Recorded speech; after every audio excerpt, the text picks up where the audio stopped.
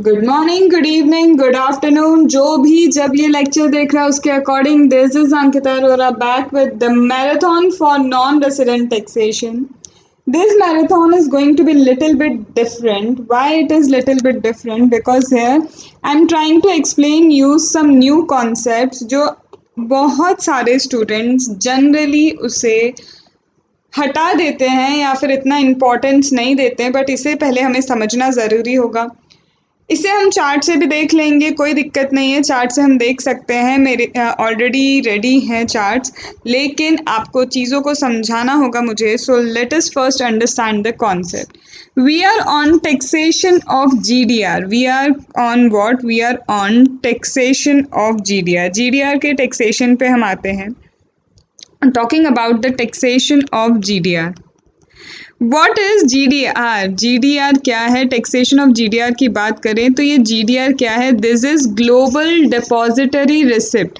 GDR क्या है? GDR is global depository receipt. ठीक है, GDR ग्लोबल डिपॉजिटरी रिसिप्ट है। अब यहाँ पे सबसे पहले ये समझ लेते हैं कि ये ग्लोबल डिपॉजिटरी रिसिप्ट होता क्या है। ये ग्लोबल डिपॉजिटरी रिसिप्ट क्या होता है, तो सबसे पहले हम ये समझें।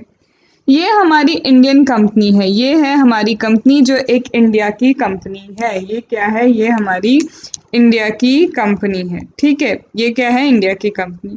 इंडिया की कंपनी को आउटसाइड इंडिया से चाहिए क्या? Capital. It want to raise capital. हमारी इंडियन कंपनी क्या चाहती है? कैपिटल रेज करना चाहती है फ्रॉम आउटसाइड इंडिया। यहाँ तक बातें तो समझ में आई। अब डायरेक्टली क्या होगा? यहाँ आउटसाइड से लेना है इन्हें पैसा, इसका मतलब कहीं ना कहीं नॉन रेसिडेंट से ये क्या करना चाहते हैं? They want to raise the capital. They want to raise capital from non-resident. From non-resident they want to raise capital, but it is not possible कि directly non-resident Indian company के shares purchase कर लें। यहाँ पे क्या है? Directly क्या होगा? ऐसा नहीं हो सकता कि अगर क्या है यहाँ पे एक नॉन रेसिडेंट को शेयर्स परचेस करने हैं तो एकदम डायरेक्टली वो परचेस नहीं कर सकता। क्यों? समझो, क्योंकि अगर एक नॉन रेसिडेंट या इंडियन कंपनी में पैसा देगा, what is the guarantee for the non resident? Non resident के पास क्या गारंटी हो जाएगी? क्या कि उसका पैसा डूबने नहीं वाला, इंडिया की कंपनी फ्रॉड नहीं है। समझ रहे हो? अब यहाँ पे क्या होगा? उसकी जगह क्या होता है? ये जो इंडियन कंपनी है, यहाँ पे ओवरसी बैंक है। यहाँ पे क्या है? यहाँ पे ओवरसी बैंक है। यहाँ पे ये जो ओवरसी बैंक है, यहाँ पे ये इंडियन कंपनी क्या करती है? अपने शेयर्स देती है, कुछ इक्विटी शेयर्स देती है as a guarantee. Equity shares देती हैं एज अ गारंटी, और जनरली ये ओवरसी बैंक का यहाँ पे इंडिया में कोई एजेंट होगा, उस एजेंट को ये सारे शेयर्स क्या कर दिए जाते हैं? कस्टडी में दे दिए जाते हैं। So the company gives the shares in the custody of the overseas bank or its agent. Now, after getting the shares, that means it is a form of guarantee. This overseas bank will then issue global depository receipt to the non-residents. ये non residents को global depository receipt क्या हो जाता है? Issue हो जाता है। However, ये ग्लोबल डिपॉजिटरी रिसिप्ट इशू तो हो गया, but this global depository receipt can not be traded on Indian stock exchange. ये global depository receipt Indian stock exchange में ट्रेड नहीं होता है। इंडिया के स्टॉक एक्सचेंज में this is not traded. But यहाँ पे क्या हुआ? कंपनी ने शेयर्स दिए ओवरसी बैंक को। Oversea bank now have what? Oversea bank has a guarantee and then it issues GDR to the non-resident in return of the money. In return of consideration क्या है? Money. Money के बदले में they will issue what? GDR. Indian company को क्या है? Capital मिल गया, कहीं ना कहीं नॉन रेसिडेंट का इन्वेस्टमेंट हो गया। However, this GDR are not traded on Indian Stock Exchange. ये GDR क्या है? इंडियन स्टॉक एक्सचेंज में लेकिन ट्रेड नहीं होते हैं। Are you getting? यहाँ पे क्या हो रहा है? GDR can be issued against the share of listed unlisted company. ये कंपनी लिस्टेड भी हो सकती है, ये कंपनी अनलिस्टेड भी हो सकती है। This company could be listed, this company could be unlisted, this could be listed, this could be unlisted. The tax benefits are only for GDR issued by listed company. But ये जो tax benefit है, ये tax benefit तभी मिलेगा, ये जो GDR taxation का tax benefit है ये तभी मिलेगा अगर ये GDR इशू हुए हैं कौन से शेयर्स के लिए, लिस्टेड कंपनी के शेयर्स के लिए, if the GDR is issued for the listed company shares. तो मैंने पहली बात तो आपको ये बोली, ग्लोबल डिपॉजिटरी रिसिप्ट की बात करें मतलब GDR की बात करते हैं। If I talk about global depository receipt, if I talk about global depository receipt, it is an instrument. It is what? It is an instrument in the form of depository receipt. एक receipt एक certificate है ये। कौन देता है? This is created by the overseas bank. ये कौन create करता है? This is created by overseas depository bank that is obvio outside India. अभी हमने यही देखा outside India होती है ये बैंक, ठीक है। And issued, this GDR are issued to the investors against the issue of ordinary shares of issuing company being listed on recognized stock exchange. ये GDR क्या कहते हैं, यहाँ पे ये ओवरसी बैंक GDR इशू करेगा to the investor against the share, against the shares, against the shares of listed company, against the shares of what, against the share of company that is listed in recognized stock exchange in India. मतलब ऐसी company जो recognized stock exchange में है, ऐसी company क्या है जो recognise stock exchange में लिस्टेड है, उसके शेयर्स के बदले में ये ओवरसी बैंक GDR इशू करेगी टू दी नॉन रेसिडेंट। क्या यहाँ तक बातें समझ में आ गई? तो ये तो हो गई हमारी GDR की बात कि एक कंपनी है जिसे बाहर से पैसा चाहिए, तो इस तरह से वो क्या कर सकते हैं, इस तरह से ग्लोबल डिपॉजिटरी रिसिप्ट के बेसिस पे they can do what, they can do the investment. लेकिन अब बात क्या आती है यहाँ पे सुनना कि कई बार इन GDRs को ट्रांसफ़र करना पड़ जाता है। Many a times you need to transfer the GDR। Ma'am GDR को ट्रांसफ़र, yes GDR ट्रांसफ़र होते हैं। Now the concept is related to transfer of GDR। Ma'am क्यों GDR क्यों ट्रांसफ़र कर रहे हो? तो यहाँ देखो, GDR cannot be traded on Indian stock exchange। ये जो इंडियन स्टॉक एक्सचेंज में यहाँ पे जिस कंपनी के शेयर्स हैं, जिन शेयर्स के बदले में नॉन रेसिडेंट को GDR मिला है from the oversea bank, this GDR are not traded. वो GDR ट्रेड नहीं कर सकते आप रिकॉग्नाइज स्टॉक एक्सचेंज में। GDR है, एक नॉन रेसिडेंट है, ये नॉन रेसिडेंट के पास GDR है, बट ये GDR को रिकॉग्नाइज स्टॉक एक्सचेंज में ही cannot trade that. Now if the non-resident wants to sell this GDR, अगर इस non-resident को, if the non-resident wants to sell GDR of Indian Stock Exchange, then he shall have to convert this GDR into the shares। उसे क्या करना पड़ेगा, इन GDR को shares में convert करना पड़ेगा। और ये GDR शेयर्स में कन्वर्ट कैसे होंगे, सेंट्रल गवर्नमेंट को रिक्वेस्ट करनी पड़ेगी। On making a request to the central government for redemption of GDR and conversion into equity share। Now this non-resident जब भी उसे ये GDR बेचना है, सेंट्रल गवर्नमेंट को रिक्वेस्ट करेंगे and then this GDR would get converted into equity share।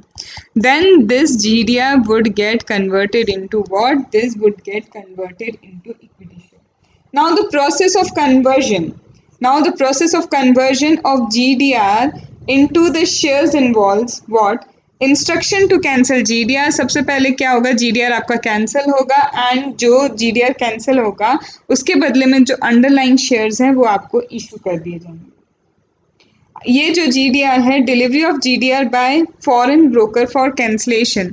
यहाँ पे एक सिंपल सी प्रोसेस ये है, नॉन रेसिडेंट आएंगे, नॉन रेसिडेंट सेंट्रल गवर्नमेंट को रिक्वेस्ट करेंगे, सेंट्रल गवर्नमेंट GDR को कैंसिल करवाएगी through the agent and GDR के बदले में he will get the equity shares.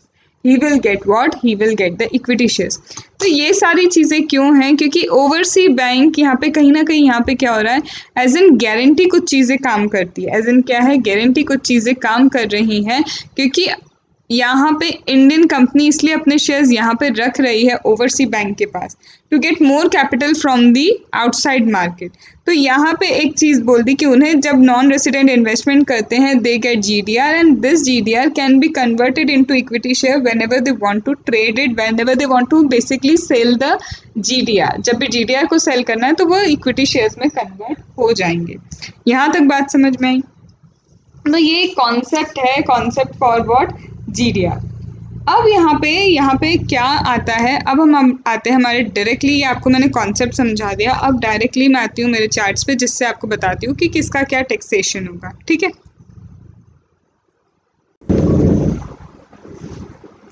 Now GDR taxation we are doing Section 115AC, Section 115AC is about tax on income. It is about the tax on income from bond or GDR that are purchased in foreign currency or there is capital gain to the non-resident.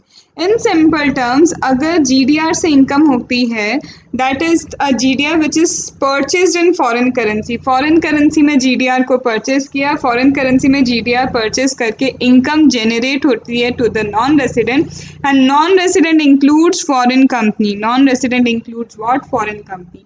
So if there is income from the GDR that is purchased in foreign currency or there is capital gain that arise to the non-resident on its transfer, GDR को transfer किया, capital gain हुआ या फिर purchase करके कुछ भी income generate होती है to non resident, that includes foreign company, to the non-resident that includes what, foreign company, then the interest on bond, if the interest on bond you get, सबसे पहले अगर आपको क्या मिलता है, इंटरेस्ट मिलता है ऑन बॉन्ड, ये जीडीआर किसके हैं, ये जीडीआर किसके हैं सबसे पहले समझना.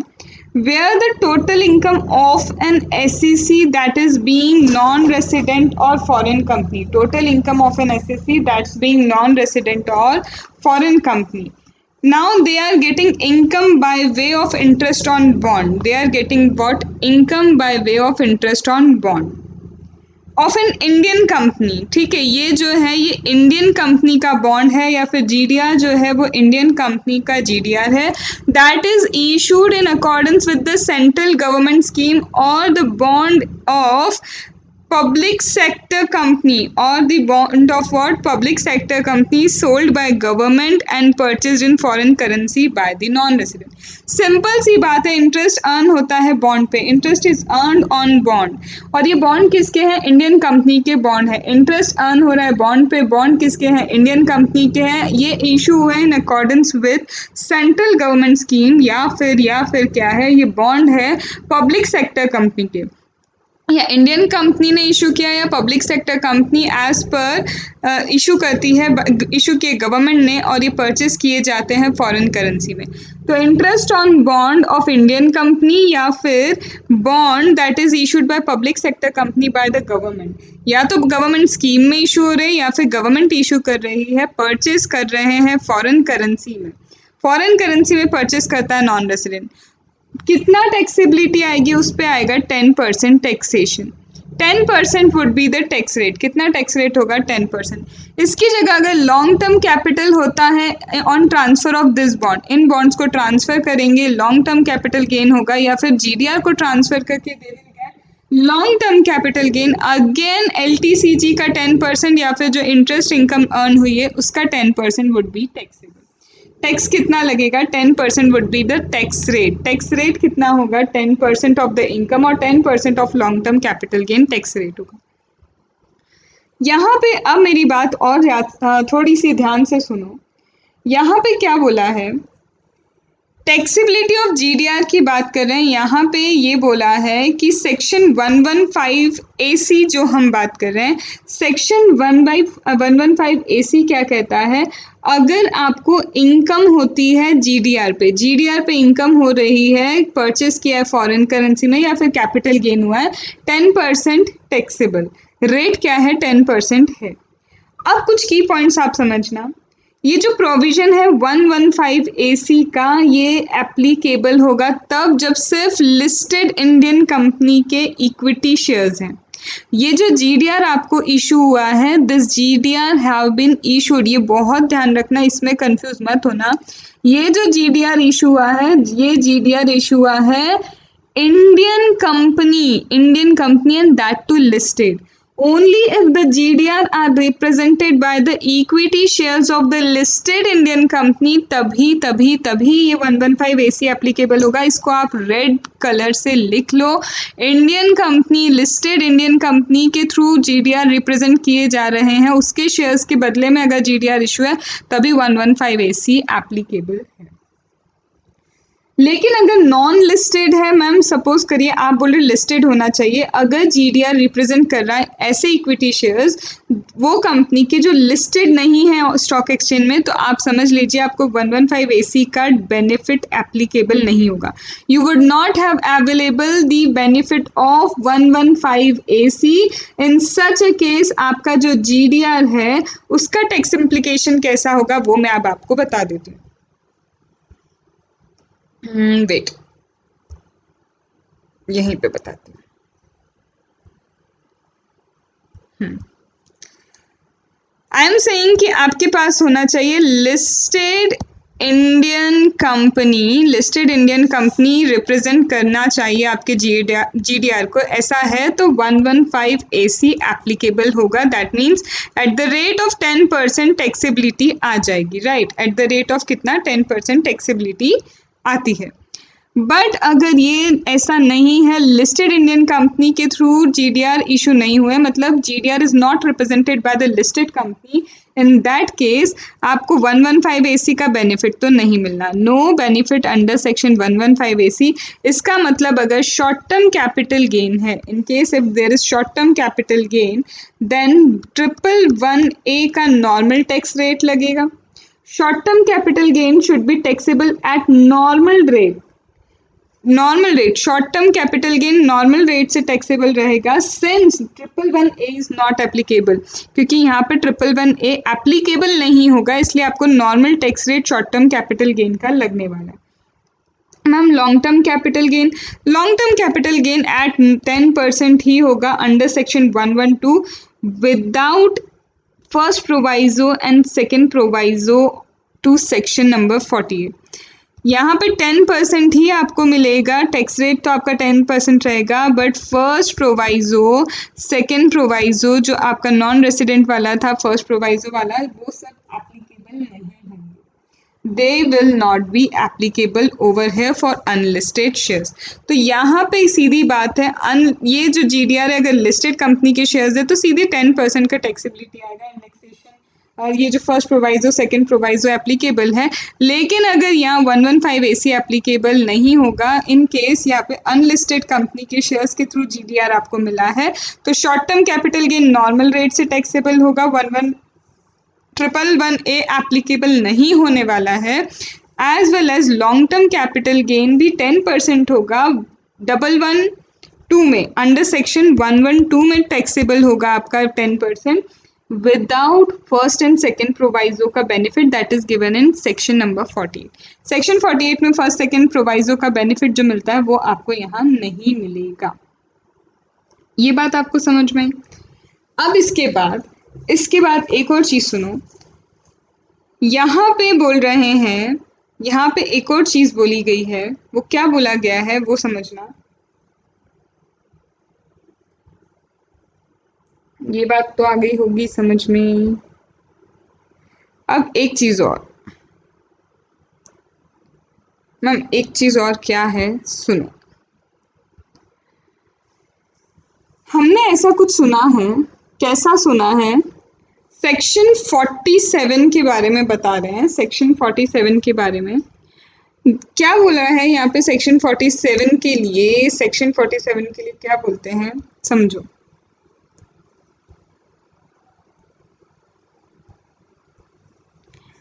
ट्रांसफर ऑफ बॉन्ड और GDR, ट्रांसफर ऑफ बॉन्ड और GDR, ये जो 115 AC में बताया गया है, that is listed Indian company के शेयर्स के बदले में जो GDR इशू हुआ है, that GDR is transferred outside India by a non-resident to another non-resident।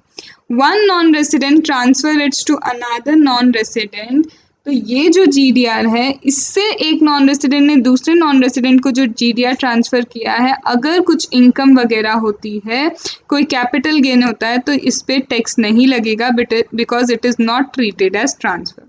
Transfer of bond or GDR by one non-resident to another non-resident outside India, no tax as it is not treated as transfer, so no capital gain. ये ऐसा बोला है 47(8)(a) में. वहीं यहाँ पे 47(7)(a)(b) कहता है अगर आपने ट्रांसफ़र किए बॉन्ड GDR एक नॉन रेसिडेंट ट्रांसफ़र करता है on recognised stock exchange, that recognised stock exchange is located in IFSC. ऐसे रिकॉग्नाइज स्टॉक एक्सचेंज के थ्रू ट्रांसफ़र कर रहे हैं ये बॉन्ड GDR जो रिकॉग्नाइज स्टॉक एक्सचेंज IFSC में सिचुएटेड है, तब भी क्या होगा, अगर कंसिडरेशन फॉरेन करेंसी में पे या पेबल हुआ था, कंसिडरेशन जो है फॉरेन करेंसी में पेड या पेबल है, अगेन ये ट्रांसफ़र नहीं है, नो कैपिटल गेन. दो चीज़ें, एक तो एक नॉन रेसिडेंट दूसरे नॉन रेसिडेंट को आउटसाइड इंडिया ट्रांसफ़र करता है GDR, it is not transfer, no capital gain tax. However second is if a non resident क्या करता है, ट्रांसफ़र करता है bond GDR through a recognized stock exchange and this recognized stock exchange is situated in IFSC, then also अगर consideration foreign currency में paid payable है तो भी ये ट्रांसफ़र नहीं है, नो कैपिटल गेन. तो भी ये ट्रांसफ़र नहीं है, that means no capital gain. Okay, so this is all about GDR. Yes, this is all about your GDR. छोटा सा टॉपिक है लेकिन थोड़ा सा डिटेल में समझना ज़रूरी था for clarity of the concept, and I hope you have got that clarity very well. ठीक है, सो this is all about what, this is all about GDR. ठीक है, चलो अब हम आगे बढ़ते हैं और आगे हमारा टॉपिक क्या है. The another topic that we are having is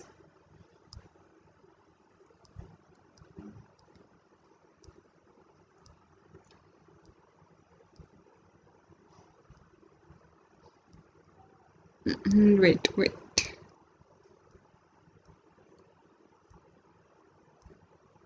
Yes, 115JG. 115JG किस चीज़ के लिए है? Very simple, just you have to listen to me carefully. 115JG किसके लिए है? 115JG कहता है इफ़ फॉरेन कंपनी में इंडियन ब्रांच है, फॉरेन कंपनी है, फॉरेन की कंपनी की एक इंडियन ब्रांच है इंडिया में. ठीक है, ये जो फॉरेन कंपनी है, suppose x limited is situated in USA, that foreign company has a branch in India and that branch is situated in Delhi. ठीक है, तो ये जो इंडियन ब्रांच है फॉरेन कंपनी की, the Indian branch of this foreign company, if they convert this Indian branch of the foreign company, if they convert the Indian branch of foreign company as per the scheme framed by RBI, as per the RBI की जो scheme है, RBI के scheme के according ये conversion करते हैं Indian branch जो foreign company की है उसको इंडियन सब्सिडरी में, उसे किस में कन्वर्ट करते हैं, उसे कन्वर्ट करते हैं इंडियन सब्सिडरी में. तब क्या होगा, देन व्हाट विल हैपन? सीधी बात है कि इंडियन ब्रांच है फॉरेन कंपनी की, Indian branch, they are converting it into Indian company, Indian subsidiary में कन्वर्ट कर रहे हैं as per the scheme that is framed by RBI. In that case, whatever will be the capital gain on such conversion, इस conversion के कारण जो भी capital gain होगा उस पर कोई कैपिटल गेन टैक्स नहीं लगेगा. बिकॉज क्या होगा, इंडियन ब्रांच के जो शेयर्स हैं वो कहाँ जाएंगे, इंडियन सब्सिडरी बन रही है. इसका मतलब क्या है कि ये जो फॉरेन कंपनी है, foreign company will hold the shares of this Indian branch. अब वो सब्सिडरी बन रही है तो फॉरेन कंपनी के पास इसके शेयर्स जाने वाले हैं, तो यहाँ पे कोई भी कैपिटल गेन होने वाला है, कोई भी कैपिटल गेन होगा इस कन्वर्जन पे, तो नो कैपिटल गेन टैक्स, कोई कैपिटल गेन टैक्स नहीं लगेगा. There would be no capital gain tax. 115JG. Talking about what? Talking about 115JG. 115JG क्या कहता है? 115JG का एक सिंपल सा टर्म है जो ये है कि इंडियन कंपनी है, फॉरेन कंपनी की क्या है, एक ब्रांच है जो इंडिया में है। फॉरेन कंपनी की क्या है, एक ब्रांच है इंडिया में है, और उस ब्रांच को वो कन्वर्ट करते हैं किस में? They convert the branch into Indian subsidiary. उसे इंडियन सब्सिडरी में कन्वर्ट किया जा रहा है। अब जैसे ही उसे इंडियन सब्सिडरी में कन्वर्ट करते हैं तो कन्वर्जन से क्या होता है, शेयर्स वगैरह क्या जाएंगे, फॉरेन कंपनी को इशू होंगे, बिकॉज अब वो फॉरेन कंपनी होल्डिंग बन रही है and Indian company is being the subsidiary. Indian company क्या है, सब्सिडरी बन गई है। तो यहाँ पे इन केस अगर उन्हें कोई भी कैपिटल गेन होता है शेयर्स वगैरह इशू करके, तो ये जो कैपिटल गेन है this will not be chargeable to tax. ये capital gain chargeable to tax नहीं होने वाला है। ठीक है, अब आते हैं इसके अलावा कुछ ट्रीटमेंट्स पे। इसके अलावा क्या ट्रीटमेंट है तो समझना। इसके अलावा जो ट्रीटमेंट है वो कुछ इस तरह से हैं। Depreciation under section 32। तो यहाँ पे डेप्रिसिएशन, अब इंडियन ब्रांच है, यहाँ हमारी क्या है, इंडियन ब्रांच है, तो इंडियन ब्रांच में ऑलरेडी अब क्या है, ये जो डेप्रिसिएशन है इंडियन ब्रांच को मिलेगा या फिर ये सब्सिडियरी को मिलेगा? डेप्रिसिएशन इंडियन ब्रांच को अलाउड होगा at the end of 31 March जो है, या फिर सब्सिडरी को होगा। तो डेप्रिसिएशन के लिए बोला है calculate the depreciation as if no conversion has taken place. Calculation करना ऐसे कि as if no conversion has taken place, और जब कोई कन्वर्जन नहीं हुआ है ऐसे डेप्रिसिएशन कैलकुलेट करो। फिर नंबर ऑफ डेज के प्रपोर्शन में आप क्या कर दो, डेप्रिसिएशन को डिवाइड कर दो। Calculate as if no conversion has been taken place and allocate proportionately on the basis of number of days asset used by them। जितने दिन नंबर ऑफ असेट यूज होती है फिर उस अकॉर्डिंग उसे डिवाइड कर दो। ठीक है, then comes what, then comes next thing that is cumulate set off and carry forward of loss and unabsorb depreciation.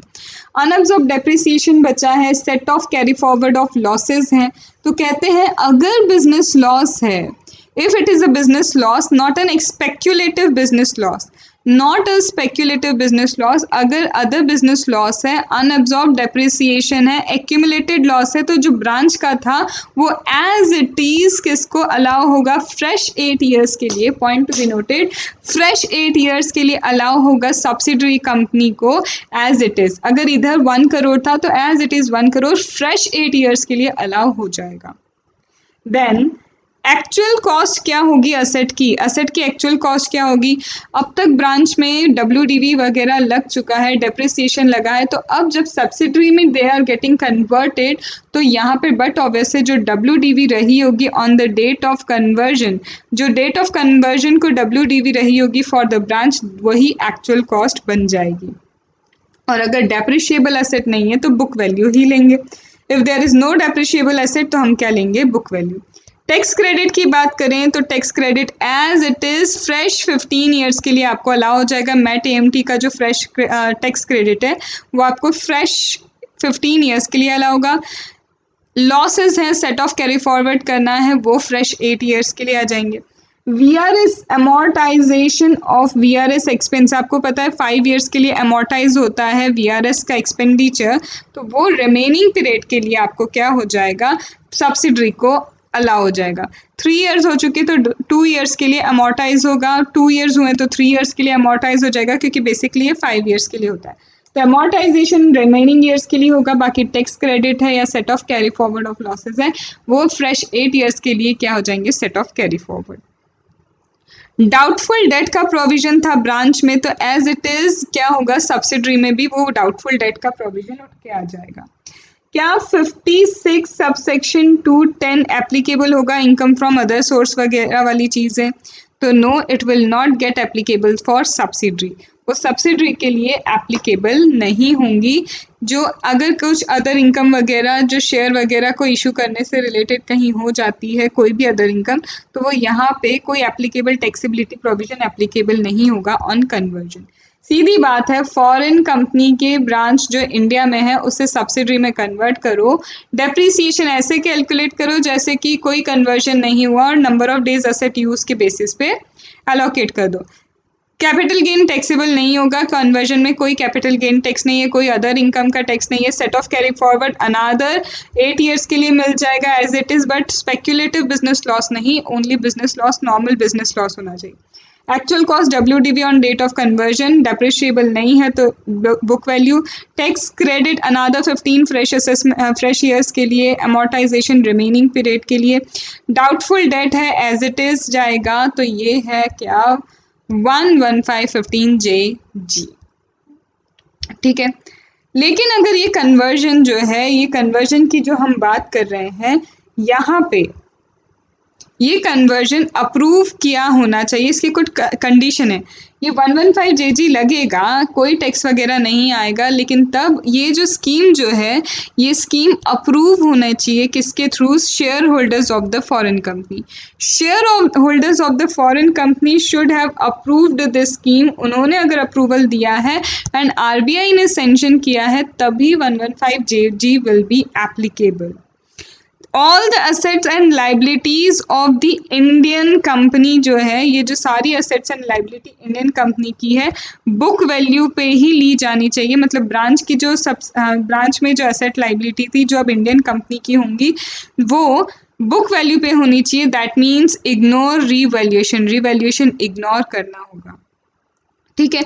लेकिन हाँ, ये जो रीवैल्यूएशन है, अगर इंड एस लगाने के कारण कुछ डिफरेंस आया है वैल्यू ऑफ द एसेट में, इंड एस एप्लीकेबल हुआ इसलिए बुक वैल्यू से ऊपर कुछ वैल्यू लेनी पड़ी, वो चल जाएगा, there is no issue in that, you can accept other value due to the Ind AS. However revaluation हुआ तो रिवैल्यूएशन नहीं चलेगा। तो सबसे पहले ये scheme share holders of the foreign company को क्या करना है, अप्रूव करना है, as well as it should be sanction by RBI। All the assets and liabilities to Indian company जो ट्रांसफर हो रही हैं, तो ये ट्रांसफर होनी चाहिए at book value without revaluation. However, if the book value has been enhanced due to applicability of Ind AS, that is okay. Then this foreign company, ये जो foreign company है, this foreign company would hold 100% shares of Indian company. 100% holding होनी चाहिए Indian company में from the date of conversion till 31 March जो आने वाला है उसी ईयर, जिस ईयर कन्वर्जन हुआ उसके 31 मार्च तक 100% होल्डिंग चाहिए। जिस ईयर कन्वर्जन हुआ उसके 31 मार्च तक क्या चाहिए, उसके 31 मार्च तक 100% की होल्डिंग। उसके बाद 51% और मोर की शेयर होल्डिंग नेसेसरी है। उसके बाद 51% और मोर की क्या चाहिए, शेयर होल्डिंग चाहिए for 5 years immediately succeeding the previous year, for 5 years immediately succeeding the previous year. Now foreign company does not receive consideration और बेनिफिट डायरेक्टली इनडायरेक्टली, इसके अलावा शेयर्स के अलावा कोई direct indirect consideration foreign company को नहीं जाना चाहिए। सबसे पहले share holders of the foreign company approve करेंगे, सेंशन होगा RBI से, ट्रांसफर होंगी सारी एसेट्स बुक वैल्यू पे एक्सेप्ट इंडियस वाला, नो रिवैल्यूएशन, 100% की holding till the end of that year चाहिए from the date of conversion, उसके बाद 51% और मोर, उसके बाद फॉरेन कंपनी अगर को कोई और डायरेक्ट इनडायरेक्ट बेनिफिट रिसीव नहीं होना चाहिए। This is 115JG, this is 115JG। अब आते हैं हम एग्जेम्प्ट इनकम, नॉन रेसिडेंट के लिए कौन कौन सी इनकम एग्जेम्प्ट है। व्हाट आई प्रेफर, मेरे हिसाब से तो आप खुद भी इसे एक बार पढ़ सकते हैं, या मैंने बताया है सेक्शन कौन सा है, एप्लीकेबल किसको होने वाला है, कौन सी इनकम होने वाली है।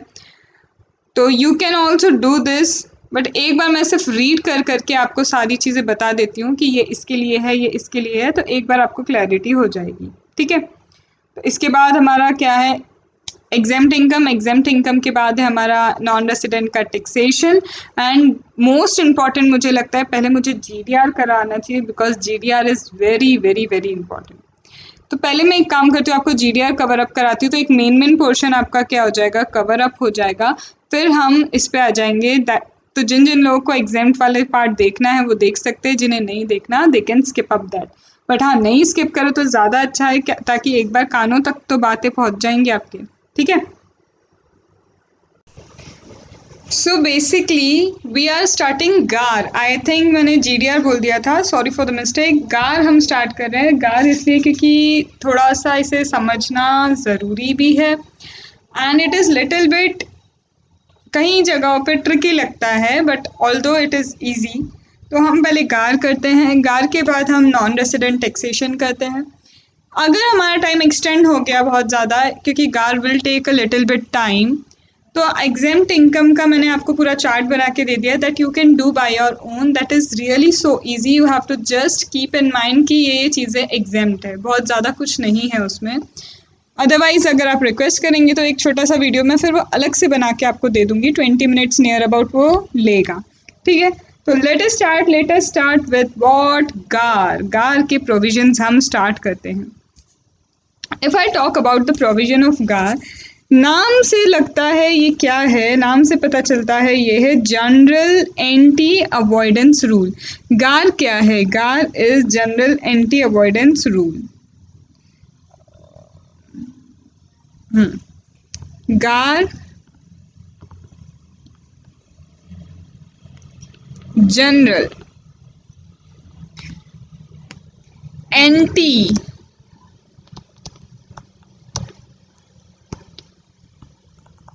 Avoidance rule, right. अब यहाँ पे हम थोड़ा सा क्या करते हैं, डिटेल में समझते हैं गार को। गार को हम थोड़ा सा डिटेल में समझते हैं। यहाँ लिखा है general anti avoidance rule. If you have seen, मैंने क्या किया है, जनरल एंड अवॉइडेंस को थोड़ा सा पॉपअप में लिया है, दैट मीन्स इसे हाईलाइट किया है कि हमें पहले इस पे ध्यान देना है। अगर मैं बात करूं जनरल की, मतलब यहाँ पे कुछ स्पेसिफिक नहीं है, nothing is specific over here. If I talk about general, general means there is nothing is specific over here, because यहाँ पे if I talk about the income tax act, if I talk about income tax act 1961 contains specific anti avoidance rule. इसमें specific anti avoidance rule already हैं, और वो स्पेसिफिक anti avoidance रूल जो हैं that is SAAR. Specific anti avoidance rule again क्यों है? For avoidance of tax, to prevent the tax avoidance, for the prevention of tax avoidance SAAR is there. For the prevention of tax avoidance SAAR is there, SAAR है वहाँ पे। आप बोलेंगे ma'am कहाँ है, हमें तो ऐसा कुछ याद नहीं आता। तो let us come to section number 40A subsection 2. Let us come to section number 40A subsection 2. When a payment is made to related party, payment made to related party, if it is excess or unreasonable, payment if given to the related party, then it will not be allowed as deduction. If you know related party है, related party को fair market value जो है, fair आपको क्या करना है, payment करना है। तो रिलेटेड पार्टी है एंड रिलेटेड पार्टी को आप पेमेंट करते हैं, वो क्या है, सार। It is govern under 40A section 40A subsection 2 में वो गवर्न होता है। फिर आप बात करेंगे कि मैम और बताओ तो क्या है बॉन्ड वॉशिंग। ये आपने बॉन्ड वॉशिंग ट्रांजैक्शन देखे होंगे, डिविडेंड स्ट्रिपिंग देखा होगा, that is what section number 94 में जो बॉन्ड वॉशिंग ट्रांजैक्शन है या फिर डिविडेंड स्ट्रिपिंग है, that is again an example of SAAR, that is again an example of SAAR. Then again हम आ जाते हैं 222E। Let us come to 222E, that is deemed dividend. Loan given to whom? If loan is given to a specified person, जहाँ पे दिया था आपको, आप शेयर होल्डर वगैरह को देते हैं, या फिर कंसर्न है जहाँ पे आपका क्या है, सब इंटरेस्ट है, सब्सटेंशियल इंटरेस्ट है। तो loan given to them, loan given to a share holder 20% voting right से ज़्यादा अगर होल्ड करता है, तो वहाँ पे इससे डीम्ड डिविडेंड माना जाएगा, बिकॉज लोग ये करने लगे थे DDT को सेव करने के लिए। In order to avoid dividend distribution tax, they started paying dividend in form of loan to avoid that. SAAR introduce हुआ 222E। This are certain example of SAAR. अब बात तो ये आई कि यहाँ पे क्या है, SAR is for a particular situation, particular instance. This SAR is for particular situation, it is for particular instance. ठीक है, सो इन ऑर्डर यहाँ पे कितने स्पेसिफिक सार बनाए जाएंगे? There are lots and lots of loophole in the law. You know कि income tax act indeed have loopholes, और वो लूप होल्स को लोग यूज करके टैक्स का अवॉइडेंस करते हैं. I am repeating the word, they do what, they avoid the taxes. जब टैक्स का अवॉइडेंस कर रहे हैं तो ऐसे कितने स्पेसिफिक सार बनते जाएंगे और बनते जाएंगे. तो in that case income tax act came up with GAR. They came up with what? GAR. वो आए हैं किसके साथ? GAR के साथ. that is general anti avoidance rule. General anti avoidance rule के साथ वो आए. अब आप बोलेंगे कि मैम इसका मतलब सिर्फ अवॉइडेंस ऑफ टैक्स की बात हो रही है. तो अगर आपने नोटिस नहीं किया तो मैं एक बार आपको समझा देती हूँ कि yes GAAR is applicable only for tax avoidance. If there is tax avoidance तो जनरली देखा जाएगा कि in general if you are taking the tax benefit, tax का बेनिफिट आप लेने की कोशिश कर रहे हैं, that means this is tax avoidance. It is tax avoidance. मैं अगर इसको और थोड़ा सा डिटेल में लेके जाऊं, if I talk about all this things in much detail, I would say GAR provisions do not deal with tax evasion. If I say it is tax evasion, would I apply GAR? My answer would be no. If I say it is tax planning, would I apply GAR? My answer would be no. But if I say it is tax avoidance, would I apply GAR? My answer would be yes. तो यहाँ पे एक चीज आप और समझ लो, no, yes. That means GAR is applicable only for tax avoidance. Now your question would be, please ma'am, give us a clear explanation. What is tax evasion, what is tax planning, and what is tax avoidance? So coming up for the tax evasion is generally जब आप क्या करते हैं, illegal कुछ काम करते हैं या फिर फैक्ट्स को सप्रेस करते हैं, सप्रेशन, मिस रिप्रेजेंटेशन या फिर फ्रॉड जो है, that is all tax evasion. Tax evasion illegal तरीके से किया जाता है. when you are going illegal, you are what? Suppressing the fact, suppression of the fact you are doing. Suppression of fact, you are going illegal, you are misrepresenting the facts. You are doing what? You are misrepresenting the facts को misrepresent कर रहे हैं, right. या फिर मैं कह सकती हूँ कि fraud. This is all about illegal things. This is all about what? This is all illegal. ये सब इलीगल है. तो if you are in such kind of illegal things, that means tax evasion. And for tax evasion GAR not applicable. GAR is not applicable to the tax evasion. Then ma'am, if it is tax evasion, then what is tax avoidance? Tax avoidance is law के दायरे में रहकर, in the boundaries of law, आप law के boundaries में हैं, law के loop hole को लेके आप क्या कर रहे हैं, taking the loop hole of law, और इस तरह से काम कर रहे हैं जो ऑल्दो लीगल बाउंड्रीज में आता है, बट लॉ मेकर का इंटेंशन ये नहीं था. Result of action taken by assessee, none of which or no combination of which is illegal. illegal कुछ नहीं है उसमें. nothing is forbidden by law. law ने कुछ नहीं मना किया है, illegal नहीं है, but intention of the law भी ऐसा नहीं था. लॉ का इंटेंशन भी ऐसा नहीं था कि आप इस तरह से लूप होल को यूज करके टैक्स बेनिफिट लेंगे. ठीक है, तो यहाँ पे इलीगल है क्या? नो, इलीगल नहीं है, but intention of the law was not that. Intention was different. पर आप लॉ के लूप होल को कहीं ना कहीं यूज करके लीगल फॉर्म में ही टैक्स बेनिफिट गलत तरीके से ले रहे हैं. That will give rise to tax avoidance. That will give rise to what? Tax avoidance. So GAR is applicable to tax avoidance, it is not on tax evasion, it is not on tax evasion, because tax evasion is already forbidden under the provision of income tax act, because tax evasion already forbidden है, तो वहां पे तो गार के provision का मतलब ही नहीं आता कि क्या उसे इम्परमिसिबल एग्रीमेंट कैसे बोलेंगे। इम्परमिसिबल एग्रीमेंट आपको पता है यहाँ पे आगे डिक्लेयर होता है, तो यहाँ पे इम्परमिसिबल बोलने का मतलब ही नहीं है, क्योंकि ऑलरेडी ये तो फोरबिडन है, तो इम्परमिसिबल करना नहीं करना तो वो क्वेश्चन ही नहीं आता है फॉर टैक्स इवेजन।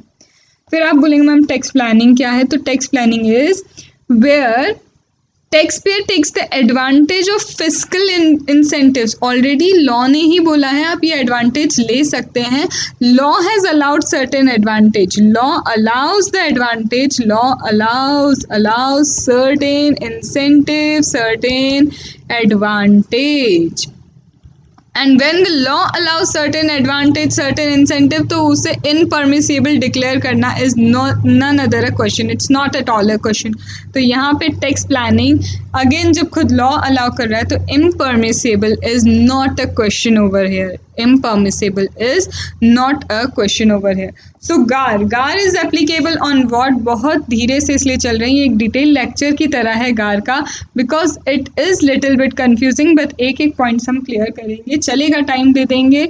आपको अगर दिक्कत है कि नहीं मैम इतना टाइम हमें नहीं देना, you can skip it out, but I want कि ये चीज़ अच्छे से क्लियर हो तो ज़्यादा अच्छा रहेगा। गार कहाँ पे एप्लीकेबल है मैम, गार जनरल अवॉइडेंस रूल है, मतलब अवॉइडेंस ऑफ टैक्स पे एप्लीकेबल है। मैम गार जो है जनरल है क्योंकि सार ऑलरेडी एप्लीकेबल है, सार है तो यहाँ पे क्या है, सार की जगह गार लेके आए, क्योंकि कितने स्पेसिफिक रूल्स लेके आते हैं, इसलिए एक जनरल एंटी अवॉइडेंस रूल लेके आए थे। तो दो चीज़ें हम समझ गए कि अवॉइडेंस पे लगता है एंड ये जनरली एप्लीकेबल है। अब सपोज करो, suppose what if GAAR is there, ठीक है, कोई पर्टिकुलर केस है, there is a particular case, specific case where there is specific anti avoidance rule, specific anti avoidance rule है, सार है किसी चीज़ के लिए एंड गार तो ऑलरेडी जनरल है, तो सार एप्लीकेबल होगा या गार एप्लीकेबल होगा। तो but obvious when there is conflict between, वैसे तो कॉन्फ्लिक्ट होना नहीं है, ऑलरेडी स्पेसिफिक चीज़ अगर अवेलेबल है तो सार विल बी एप्लीकेबल। तो यहाँ पे गार नहीं सार के प्रोविजंस लगेंगे व्हेन देयर इज कोइंसिडेंस की गार भी एप्लीकेबल हो रहा है, सार भी एप्लीकेबल हो रहा है, को एग्जिस्ट करते हैं, तो specific provision but obvious applicable हो जाएंगे। देन कमिंग नेक्स्ट गार डू नॉट ओवरराइड सार, मैंने यही बोला कि गार के प्रोविजन सार को ओवरराइड नहीं कर सकते, that means specific provision overrides general provision that we know, but this GAAR overrides DTAA, that is double tax avoidance agreement को ये ओवरराइड करता है, इनकम टैक्स एक्ट के नॉर्मल प्रोविजंस हैं उसे भी ओवरराइड करता है। तो गार क्या करता है, ओवरराइड करता है किसको, इनकम टैक्स एक्ट के प्रोविजंस को गार ओवरराइड करता है, एज वेल एज गार overrides DTAA, as well as GAR overrides what? It overrides DTAA. It overrides what? It overrides DTAA. तो GAR overrides Income Tax Act, it overrides DTAA. ठीक है? Where GAR is applicable? Where GAR is applicable, dispute resolution panel वाले जो section 144C है, that will not be applicable.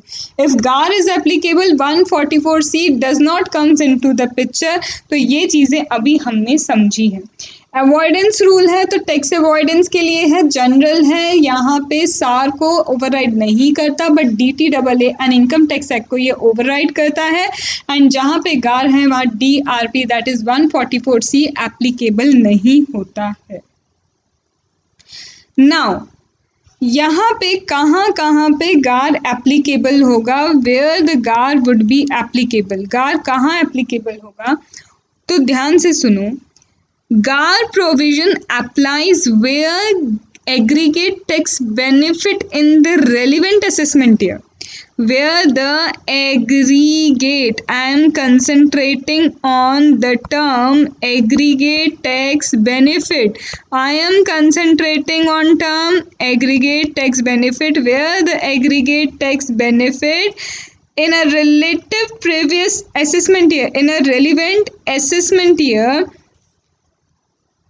Aggregate बोला मतलब सारी parties का मिला के, एग्रीगेट मतलब सारी पार्टीज का मिला के, ठीक है। If exceed how much, 3 crore, if exceed 3 crore sorry. गार प्रोविजन एप्लीकेबल कब होंगे? गार प्रोविजन एप्लीकेबल है if aggregate tax benefit, if the aggregate tax benefit exceeds 3 crore, if the aggregate tax benefit exceeds 3 crore तब एप्लीकेबल है, उससे कम है तो गार के प्रोविजंस एप्लीकेबल नहीं है। सेकेंड, गार provision applies from assessment year, from assessment year 2018-19, इससे पहले है तो भी गार एप्लीकेबल नहीं है। That means prior to 1 April 2017, that means prior to 1 April 2017 if GAAR के इससे कुछ भी ट्रांजैक्शन करके आपने टैक्स बेनिफिट लिया है, द प्रोविजन ऑफ गार इज नॉट एप्लीकेबल, ठीक है। फिर कहाँ पे गार के प्रोविजंस और एप्लीकेबल नहीं होंगे? If it is foreign institutional investor, if it is foreign institutional investor, foreign institutional investor है जिसने DTAA के बेनिफिट नहीं लिए हैं, double tax avoidance benefit has not been taken, foreign institutional investor who has not taken the benefit of DTAA, and this investor has invested either in listed or unlisted security with the prior permission. This foreign institutional investor has invested either in listed or in unlisted security, either invested in listed, unlisted security, right? Unlisted security हो, listed security हो, but क्या लिया है? Permission लिया है, तो भी गार के प्रोविजंस एप्लीकेबल नहीं है। तो यहाँ पे देखो गार एप्लीकेबल नहीं है, 3 करोड़ से कम का टैक्स बेनिफिट है, गार एप्लीकेबल नहीं है अगर prior to 1 April 2017 any arrangement has been made for tax benefit. GAAR is not applicable if you are a foreign institutional investor who has not taken the benefit of double tax avoidance agreement as well as invested in listed unlisted security with the prior permission, ठीक है। now non-resident in relation to investment made by way of offshore derivative instrument, अगर offshore derivative instrument में भी non-resident ने क्या किया है? Invest किया है। if non-resident has invested in offshore derivative में भी अगर उसने इन्वेस्ट किया है, then also the provisions of GAAR are not applicable. So the GAAR provisions are not applicable if the tax benefit less than 3 crore, इफ assessment year 18-19 के पहले कुछ भी आपने अरेंजमेंट किया है, और foreign institutional investor who has not taken the benefit of DTAA, invested in listed unlisted security and prior permission has been taken. This is just an introduction for the GAR. This is just an introduction for general anti-avoidance rule. This is just an introduction. Now, you have taken tax benefit. You have taken tax benefit and the aggregate tax benefit exceeds 3 crore. The aggregate tax benefit exceeds how much? The aggregate tax benefit exceeds 3 crore, right?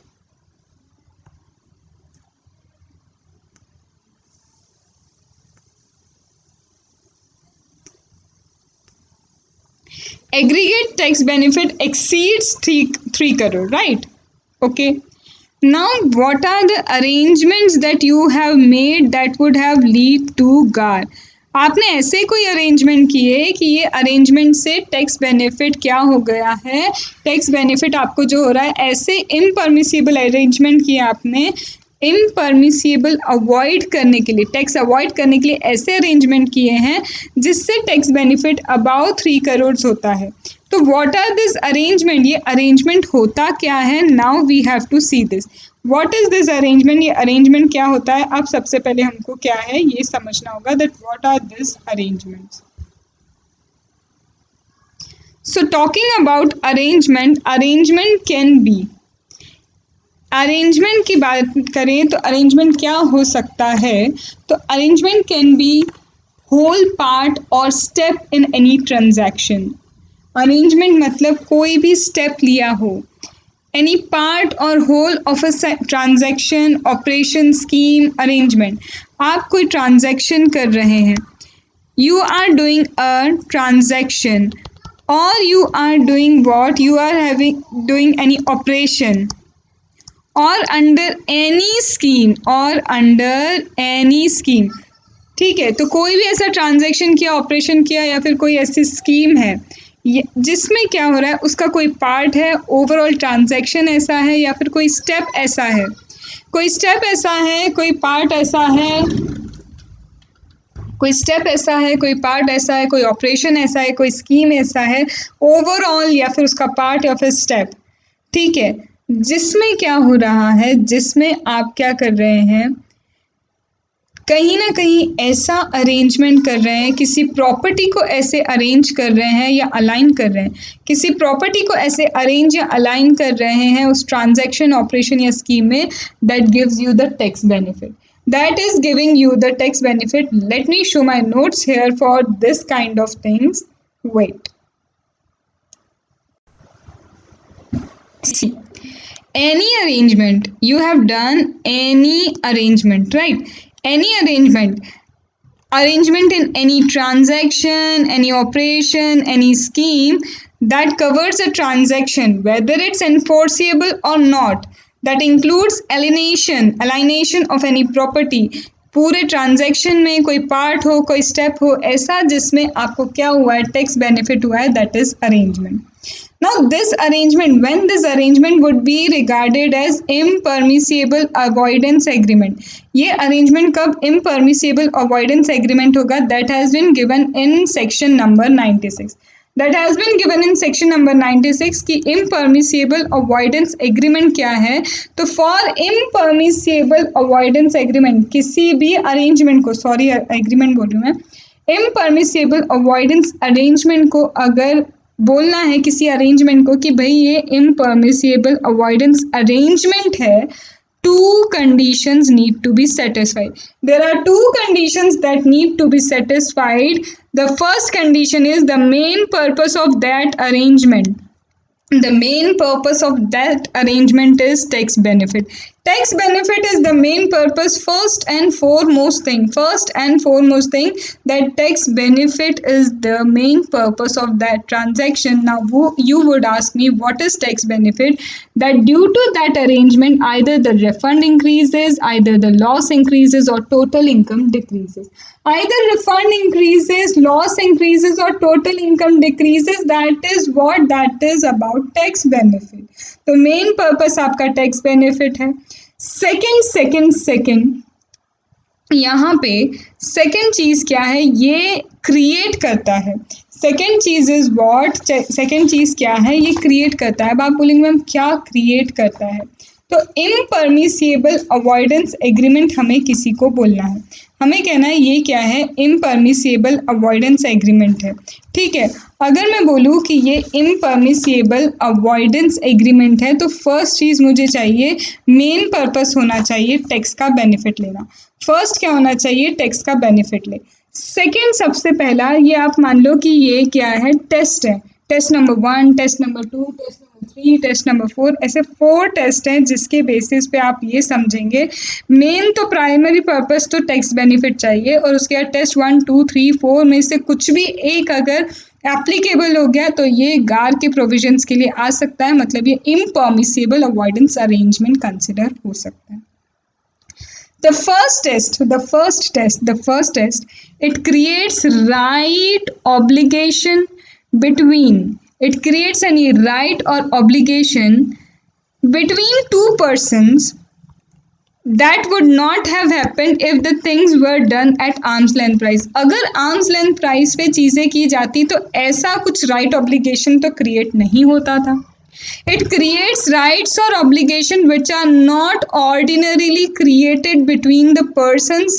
अगर person arms length price पे चीज़ें करते तो ऐसा कुछ arrangement नहीं आता, ऐसा कोई बेनिफिट नहीं आता, ऐसा कोई राइट ऑब्लिगेशन आपने क्रिएट किया जो एक्चुअल में आर्म्स लेंथ प्राइस पे होता, एक्चुअल में आर्म लेंथ प्राइस पे होता, तो ऐसा बेनिफिट अराइज नहीं होता था। समझ रहे हैं? अब यहाँ पे हम थोड़ा थोड़ा एग्जाम्पल्स की तरफ मूव करेंगे and example will be direct from study material. Directly study material से हमारे एग्जाम्पल्स आएंगे। तो सबसे पहले मैंने बोला कि टैक्स बेनिफिट तो कंपलसरी है। Tax benefit is compulsory and tax benefit जहाँ पे कंपलसरी है तो वहाँ बोला है test number one is it creates rights और बेनिफिट। इट क्रिएट राइट और benefit between two person that would not have been created if the things would have been moved on arms length price. अगर चीज़ें arms length price पे चलती तो ऐसा नहीं होता।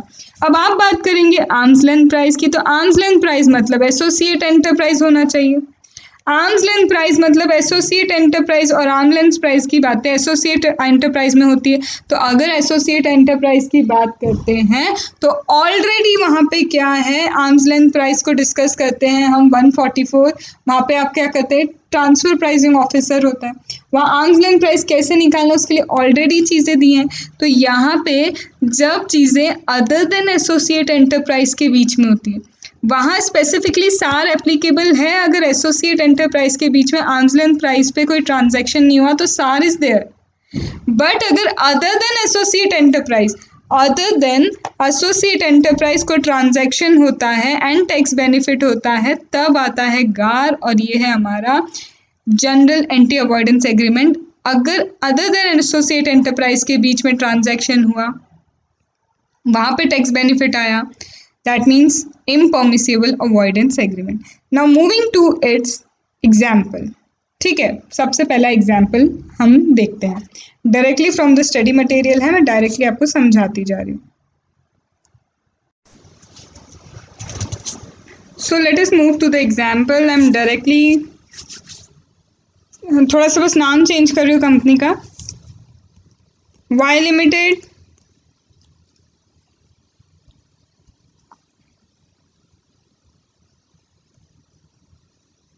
ठीक है, वाई लिमिटेड कंपनी है। वाई लिमिटेड कहाँ पे है, जर्मनी की कंपनी है, resident of Germany, right. This Y limited enters into an agreement with Z limited that is an Indian company. ठीक है, वाई दे हैव एंटर्ड कुछ भी, लेकिन हम मान सकते हैं कि पावर प्लांट वगैरह उन्हें क्या करना है या सेटअप करना है, तो they have entered into an agreement. ठीक है, the agreement is a composite agreement जो कितने का है, $100 मिलियन। यूएस डॉलर कितने हैं, $100 मिलियन यूएस डॉलर का ये कॉन्ट्रैक्ट है। The payment has been split. अब इसमें ये 100 मिलियन में क्या है, 10 यूएस डॉलर 10 मिलियन जो है, यूएस डॉलर 10 मिलियन किसके लिए होंगे, डिज़ाइनिंग के लिए, designing of the plant outside India. ठीक है, जिसपे 10% ग्रॉस अमाउंट पे टैक्स पे होगा। US dollar 10 million for designing of plant outside India, जिसमें 10% ग्रॉस बेसिस पे पेमेंट ऑफ टैक्स जाता है, टैक्सेबल होता है वो, दैट मीन्स। ठीक है, 10% पे। देन $70 मिलियन जो है, 70 million US dollars that are for what, equipment, for offshore supply of equipment supply करने के लिए है। And no tax payment as no role is played by P in India. ठीक है, यहाँ कोई टैक्स वगैरह नहीं लग रहा है। Then US dollar 20 million US dollar है। क्यों है 20 million US dollar, for local supplies and installation charges, for local supply and installation. ठीक है, उसके लिए है। नाउ क्या होता है, it was found that fair market value जो है डिज़ाइनिंग की, यहाँ पे क्या पता चलता है हमको, ये जो डिज़ाइनिंग है, डिज़ाइनिंग की जो फेयर मार्केट वैल्यू है वो instead of 10 lakh it is 30 million US dollar, 30 millions है instead of 10 lakh. Now this transaction is not between the associate enterprise. That means arm's length price SAR will not be applicable over here. तो यहाँ पे ये जो $30 million का यहाँ पे क्या गार रिवोक हो सकता है? क्या यहाँ पे गार रिवोक हो सकता है? बिकॉज अंडर इनवॉइस्ड है, चीजें क्या अंडर इनवॉइस्ड है. On the other hand offshore supplies way over invoiced, और ये जो ऑफशोर सप्लाई किया है इसका इनवॉइसिंग ज़्यादा किया है. यहाँ इनवॉइसिंग कम कर दिया, यहाँ इनवॉइसिंग ज़्यादा कर दिया. तो यहाँ पे कहीं ना कहीं सिग्निफिकेंट टैक्स बेनिफिट तो हुआ है टैक्स पेयर को. तो क्या यहाँ पे गार इवोक होगा? बिकॉज गार इवोक होता है किस पे? अवॉइडेंस, टैक्स अवॉइडेंस पे. तो here what the allocation of price to different parts of the contract has been decided in such manner. यहाँ दिख रहा है कि ये जो allocation किया है ये इस तरह से डिसाइड किया है जिससे टैक्स लाइबिलिटी रिड्यूस हो. यहाँ 30 करके यहाँ पे ओवर प्राइसिंग कर दी क्योंकि यहाँ टैक्स नहीं लगता, क्योंकि पी इंडिया में नहीं है. 70 मिलियन यहाँ इक्विपमेंट ओवर प्राइस क्यों किया? बिकॉज पी इंडिया में स्टैब्लिश नहीं है, कोई टैक्स इम्प्लीकेशन नहीं आएगा. यहाँ का 20 मिलियन कहीं ना कहीं यहाँ एडजस्ट कर दिया. मतलब एडजस्टमेंट इस तरह से किया गया है कि टैक्स का बेनिफिट हो, टैक्स लाइबिलिटी रिड्यूस हो. तो यहाँ पे मेन पर्पस टैक्स बेनिफिट है, and second transaction arm length price पे नहीं किया गया है. जो एक्चुअल में अगर कोई करता तो आर्म्स लेंथ प्राइस पे करता तो इतना होता. तो यस, गार के प्रोविजंस क्या हैं यहाँ पे एप्लीकेबल हो जाएंगे. The provisions of the GAAR would be applicable over here. This is the first test. I hope you have got कि अगर आर्म्स लेंथ प्राइस पे होता तो इतना होता. अब आते हैं हम सेकेंड टेस्ट पे. सेकेंड टेस्ट क्या बोलता है? सेकेंड टेस्ट बोलता है डायरेक्ट इनडायरेक्ट मिसयूज और abuse of the provision of act. Direct indirect misuse और provision of the act. Direct indirect misuse और प्रोविजन ऑफ द मिसयूज और abuse of the provision of the act. Act के provision का directly या indirectly misuse किया जा रहा है. तो let us take an example. बहुत सिंपल सा एग्जांपल, इतना ज़्यादा लिखेंगे नहीं इसको. यहाँ पे क्या होता है? यहाँ पे मतलब कहाँ इंडिया में क्या होता है? केन्या बेस्ड एक कंपनी है. क्या है? केन्या बेस्ड एक क्या है? कंपनी है, राइट. एक कंपनी है जिसका नाम आप ले लो F limited. F limited Kenya based company है, ठीक है. यहाँ पे वो बोलती है उन्हें इंडिया में इन्वेस्टमेंट करना है. उन्हें क्या करना है? इन्वेस्ट करना है इंडिया में. सपोज करिए यहाँ पे उन्हें टाटा स्टील्स में इन्वेस्ट करना है, ठीक है. तो अब यहाँ पे क्या होता है? जैसे ही 10% से ज़्यादा इक्विटी शेयर्स इंडिया में इन्होंने होल्ड कर लिए तो वो क्या हो जाएगा? टैक्सेबल हो जाएगा. देखो DTAA क्या बोलता है? सपोज करो DTAA की प्रोविजन है. एफ लिमिटेड कहाँ है? केन्या में. एफ लिमिटेड कहाँ है? केन्या में. उन्हें टाटा स्टील्स में क्या करना है? इन्वेस्टमेंट करना है. अब DTAA बिटवीन इंडिया केन्या है, और DTAA जो इंडिया और केन्या का है उसमें बोला है any capital gain that arise from sale of shares of Tata Steel. Any capital gain, ये इसके शेयर्स लेना चाहते हैं. अब जब भी क्या होगा? कैपिटल गेन अगर अराइज हुआ on sale of shares of Tata steel that is an Indian company, this would be taxable. This would be taxable कब? अगर Kenya, if the transferor is resident of Kenya. अगर ये जो है ट्रांसफरर है Kenya का रेसिडेंट है, plus holds not more than 10% of the equity share. अगर उसने क्या है 10% से ज़्यादा इक्विटी शेयर्स होल्ड कर लिए, अगर ट्रांसफर ने 10% से ज़्यादा इक्विटी शेयर्स होल्ड कर लिए प्लस वो केन्या का रेसिडेंट है, तो ये जो कैपिटल गेन है ये टैक्सेबल हो जाएगा. अब यहाँ पे क्या किया? यहाँ पे in order to break the provisions, यहाँ पे मिसयूज़ करने के लिए एफ लिमिटेड ने क्या किया? अपनी 2 सब्सिडरी है, एक जे लिमिटेड एक के लिमिटेड, उसके थ्रू क्या किया? डायरेक्टली 10% नहीं लिया, इसका 9.95% इसके थ्रू इन्वेस्ट करा है, 9.95% इसके थ्रू इन्वेस्ट करा है. केनिया रेसिडेंट होने के बाद भी इन्वेस्टमेंट ओवरऑल ज़्यादा हो गया 10% से, लेकिन इंडिविजुअली देखे तो सब्सिडी के थ्रू कर रहा है तो इन्वेस्टमेंट ज़्यादा नहीं है, 10% से ज़्यादा नहीं है, मतलब कैपिटल गेन टैक्सेबल नहीं होगा। तो this is what, this is misuse of the provision of the act. यहाँ पे प्रोविजन ऑफ द एक्ट को क्या किया है, मिसयूज किया है। तो यहाँ जब ये मिसयूज हुआ है तो सीधी सीधी बात है, गार एप्लीकेबल होगा। गार एप्लीकेबल होगा बिकॉज DTAA के बेनिफिट्स को वो क्या कर रहे हैं, तोड़ मड़ोड़ के यूज करने की कोशिश कर रहे हैं। तो यहाँ पे अगेन गार एप्लीकेबल है। गार क्या है, एप्लीकेबल है।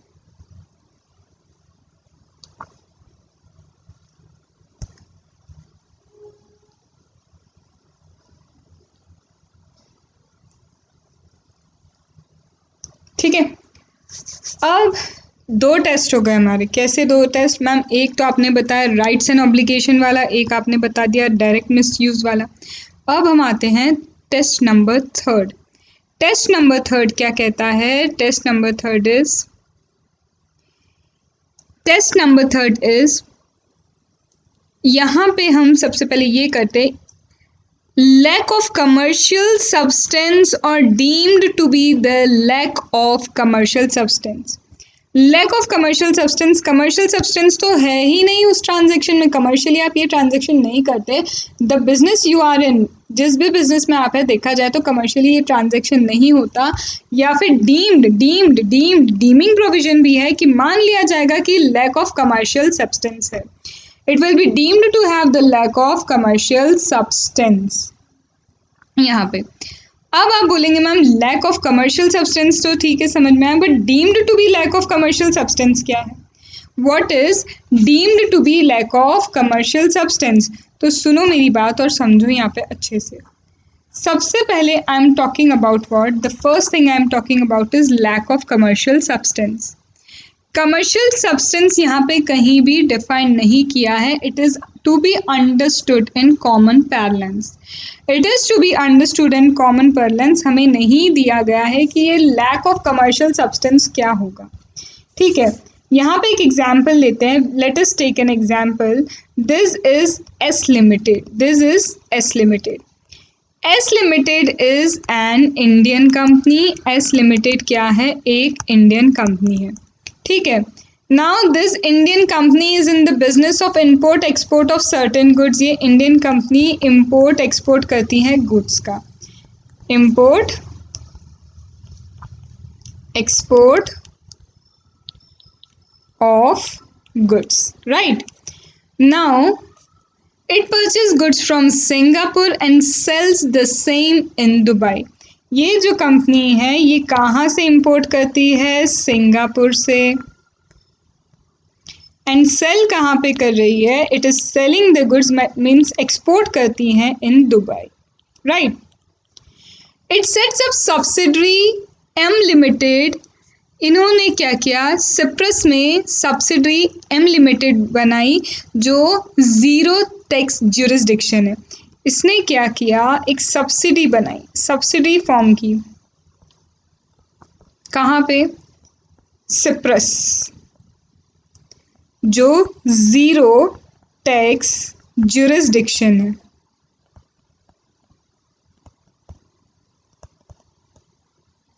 That is zero tax jurisdiction. Now the director of S in, ये जो S लिमिटेड के डायरेक्टर हैं, he finalized the contract in India but shows the document of purchase and sale in the name of M Limited. इन्होंने क्या करना चालू किया? Contract वगैरह सब इंडिया में होते हैं, लेकिन ये जो एम लिमिटेड फॉर्म किए हैं इन्होंने ज़ीरो टैक्स ज्यूरिसडिक्शन में, ये दिखाते हैं सारे डॉक्यूमेंट सेल परचेस के एम लिमिटेड के नाम पे। The day to day management operation carried out. Day to day management operation India में होता है। The goods move from Singapore directly to Dubai. Singapore से डायरेक्टली दुबई गुड्स चले जाते हैं। ट्रांजैक्शन एम लिमिटेड के नाम पे रिकॉर्ड होता है, जहाँ पे क्या है? DTAA के अकॉर्डिंग टैक्स एग्जेम्प्ट है। यहाँ पे एम लिमिटेड में क्या है? Taxes exempt. तो यहाँ कहीं ना कहीं क्या किया? To take the main purpose is tax benefit. The main purpose is what? Tax benefit. Tax benefit लेने के लिए क्या किया? कंपनी क्या कर रही है, सेल परचेस ट्रांजैक्शन को सब्सटेंस कुछ और है, दिखा कुछ और रही है। सब्सटेंस कुछ और है, दिखा कुछ और रही है। इस अरेंजमेंट से क्या हुआ, टैक्स बेनिफिट मिल गया एस लिमिटेड को। Due to this arrangement S limited got that tax benefit. And यहाँ पे there was no need to set the subsidy. देखा जाए तो एम लिमिटेड सेटअप करने की कोई ज़रूरत ही नहीं थी, because there is no commercial substance over here. कोई ज़रूरत नहीं थी कि एम लिमिटेड कहीं से सिप्रस में जाके सेट करें, फिर वहाँ का डॉक्यूमेंट वो बना रहे हैं, फिर यहाँ से वहाँ डायरेक्ट सिंगापुर से दुबई डायरेक्टली चीज़ें चली जाती है, day to day operation India में कर रहे हैं। ये सिर्फ टैक्स बेनिफिट के लिए किया गया है। कहीं भी एम लिमिटेड में कोई बिजनेस ही नहीं है उनका, सिप्रस में उनका कोई बिजनेस नहीं है। This is entirely for the purpose of tax benefit, that is यहाँ कोई कमर्शियल सब्सटेंस की लैक ऑफ कमर्शियल सब्सटेंस है, कोई एस लिमिटेड यहाँ पे सब्सिडरी सेटअप करने की ज़रूरत ही नहीं थी। तो यहाँ पे provisions of GAAR applicable. The provisions of GAR would apply over here। यहाँ पे GAR के provisions applicable होंगे। Thus an arrangement is likely to be lacking commercial substance and if it has not been undertaken for the bona fide purpose and does not have a significant impact on the business। कोई impact आया इससे business पे कुछ नहीं आया, ना sales बढ़ी, ना कुछ हुआ, नहीं कहीं आपका सेल परचेज यहाँ होता है, कोई इम्पैक्ट नहीं है बिजनेस पे, ये सिर्फ टैक्स बेनिफिट के लिए था। तो यहाँ गार के प्रोविजंस एप्लीकेबल होंगे। तो this is what lack of commercial substance. अब आती है बात deemed to be lack of commercial substance. This was about the lack of commercial substance, but now let us talk about deemed to be the lack of commercial substance. मान लिया जाएगा कि lack of commercial substance है। यहाँ तक हमने क्या देखा, गार के जो प्रोविजंस है टैक्स अवॉइडेंस के लिए लगते हैं, सार को ओवरराइड नहीं करते, DTAA इनकम टैक्स को ओवरराइड करते हैं। Section number 96 is impermissible avoidance agreement की बात करता है, जिसमें सबसे पहले बोला मेन पर्पस टैक्स का बेनिफिट होना चाहिए। एंड फर्स्ट टेस्ट बोलता है ऐसे राइट्स ऑब्लिगेशन क्रिएट हुए हैं, वो नहीं होते क्रिएट अगर आप आर्म्स लेंथ प्राइस पे काम करते। सेकेंड आता है आप प्रोविजन ऑफ द एक्ट को मिसयूज कर रहे हैं। And third is lack of commercial substance. Then इसी में आता है deemed to be lack of commercial substance. अब ये डीम्ड वाला प्रोविजन क्या कहता है, deemed to be lack of commercial substance.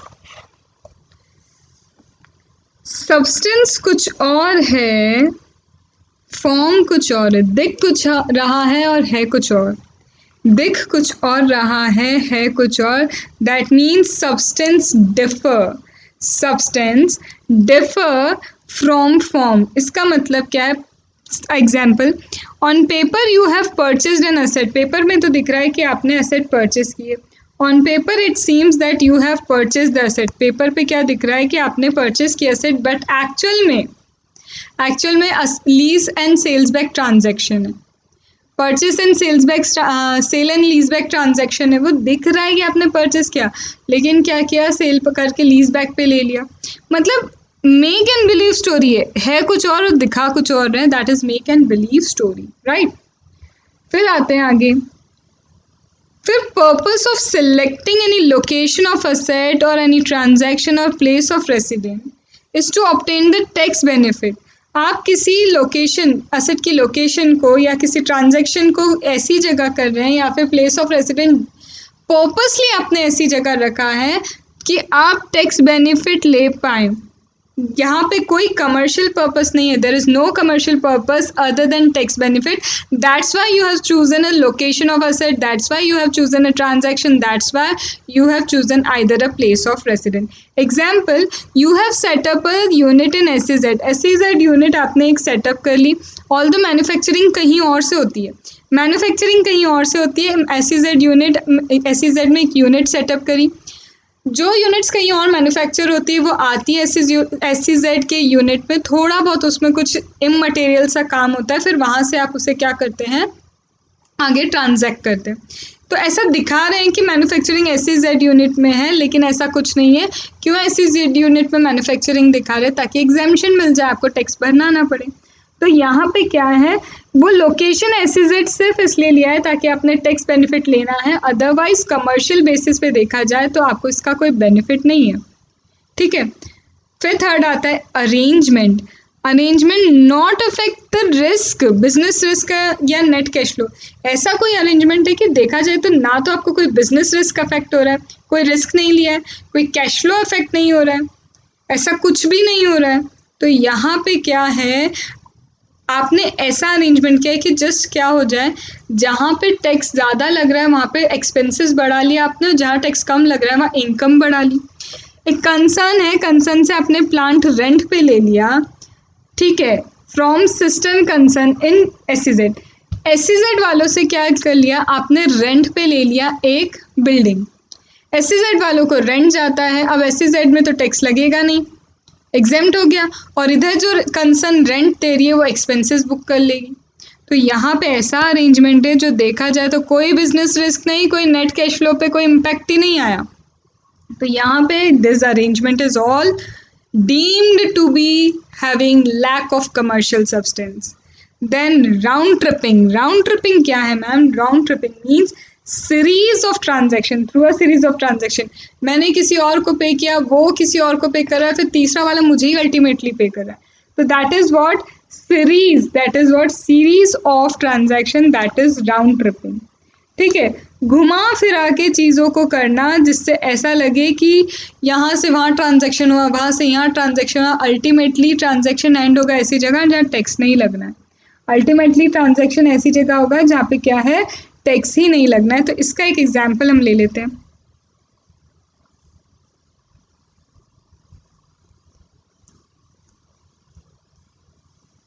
Let's take an example of round trip financing.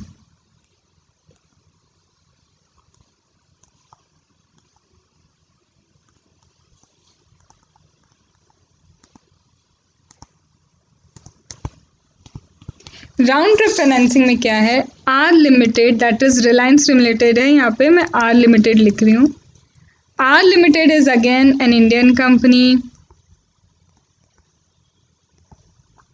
Right. This Indian company incorporates a subsidy alpha in Cyprus. इसने अपनी एक subsidy कहाँ पे बनाई, इसने अपनी सब्सिडी अगेन सिप्रस, जहाँ पे कोई टैक्स नहीं लगता, ए लिमिटेड, वहाँ पे बनाई। कोई टैक्स ज्यूरिसडिक्शन, वहाँ पे कोई टैक्स वैक्स नहीं लगता है। विथ इक्विटी ऑफ $100 million, जहाँ पे कितना इक्विटी है, $100 million। ठीक है, ठीक है। Now this A limited gives loan of this $100 million to another Indian company Asher. अब इसने क्या किया, एक इंडियन कंपनी है एशर, उसको लोन दे दिया। लोन कितने का दे दिया, $100 million। ठीक है, इसका लोन यहाँ पे दे दिया एट 10% पर एनम, कितने पे, 10% पर एनम पे ही लोन दे दिया। Asher claims the deduction of interest payable to alpha. Asher क्या करता है, ये जो यहाँ पे इंटरेस्ट पे करता है ये इसका डिडक्शन ले लेता है from the profit of the business. There is no other activity in alpha. Alpha में कोई और एक्टिविटी होती ही नहीं है। There is no other activity in alpha, और कोई अल्फा में एक्टिविटी नहीं होती। तो क्या यहाँ पे गार के प्रोविजंस हैं? तो यहाँ पे arrangement appears to avoid the payment of tax on interest. दिख रहा है कि ये जो इंटरेस्ट पे कर रहे हैं, इस इंटरेस्ट पे इन्हें टैक्स अवॉइड करना है।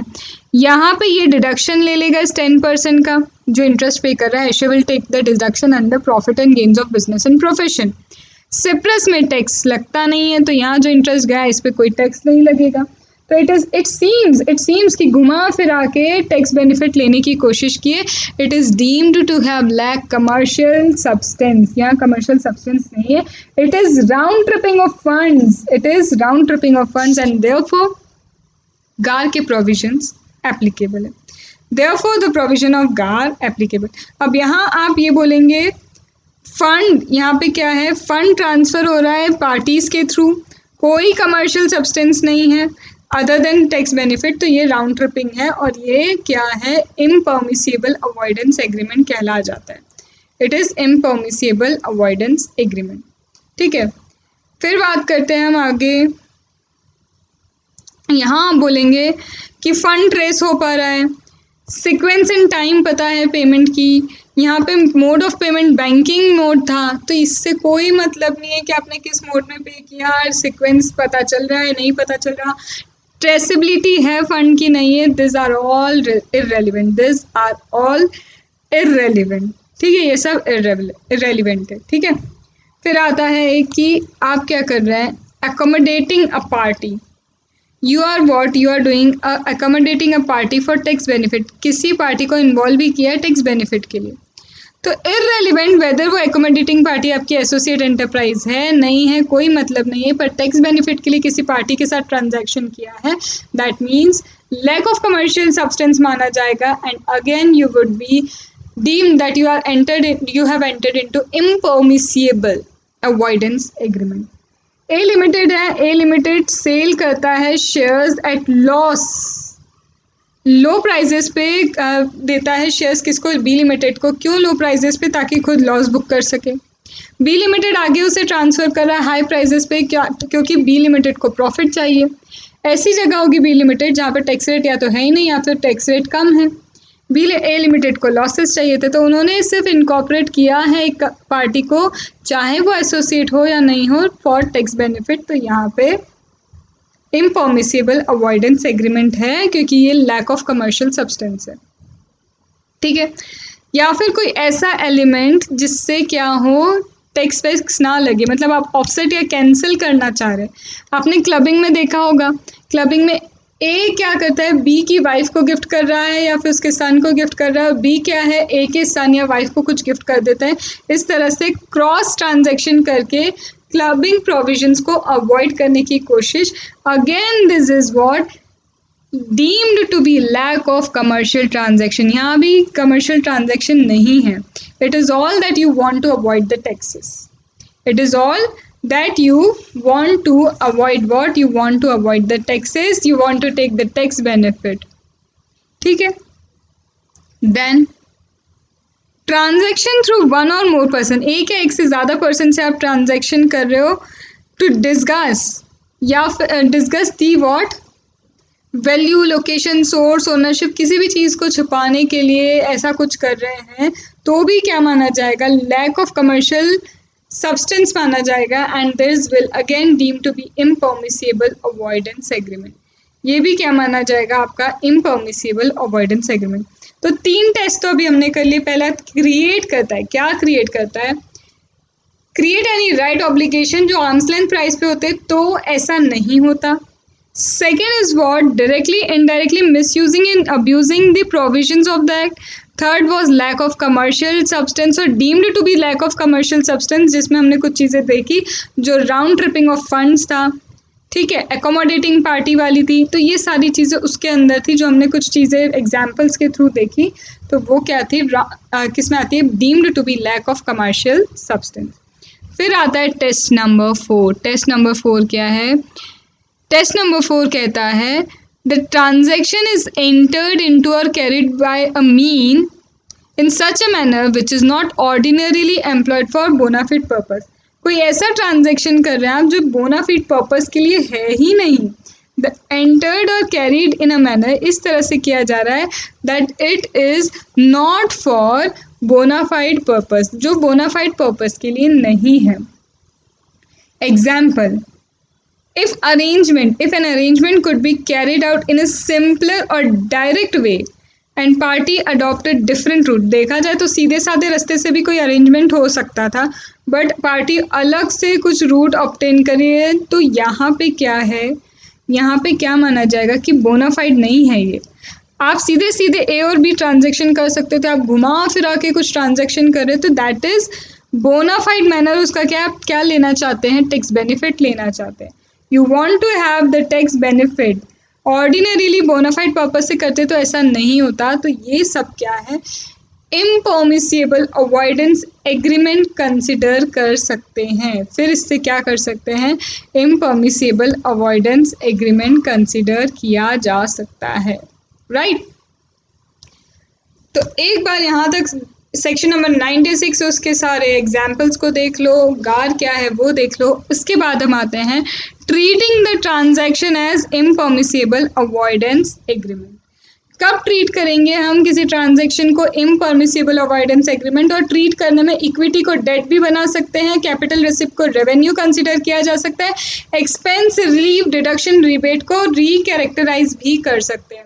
रीकैरेक्टराइजेशन हो सकता है एक्सपेंसेस का, डिडक्शन का, रिलीफ का या फिर रिबेट का, और कैपिटल रिसिप्ट को रेवेन्यू भी कंसिडर कर सकते हैं, इक्विटी को डेट भी कंसिडर किया जा सकता है। Now coming to the impact of GAR. Impact of GAR very important and left with only 15 minutes का कुछ बचा है हमारा ये लेक्चर अभी अबाउट GAR. GAR के रिस्पेक्ट में इतना ही बचा है, ज़्यादा नहीं है।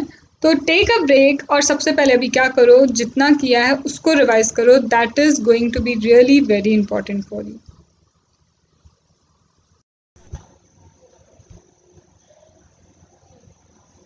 So here we are on the impact of GAR, that is General Anti-Avoidance Rules.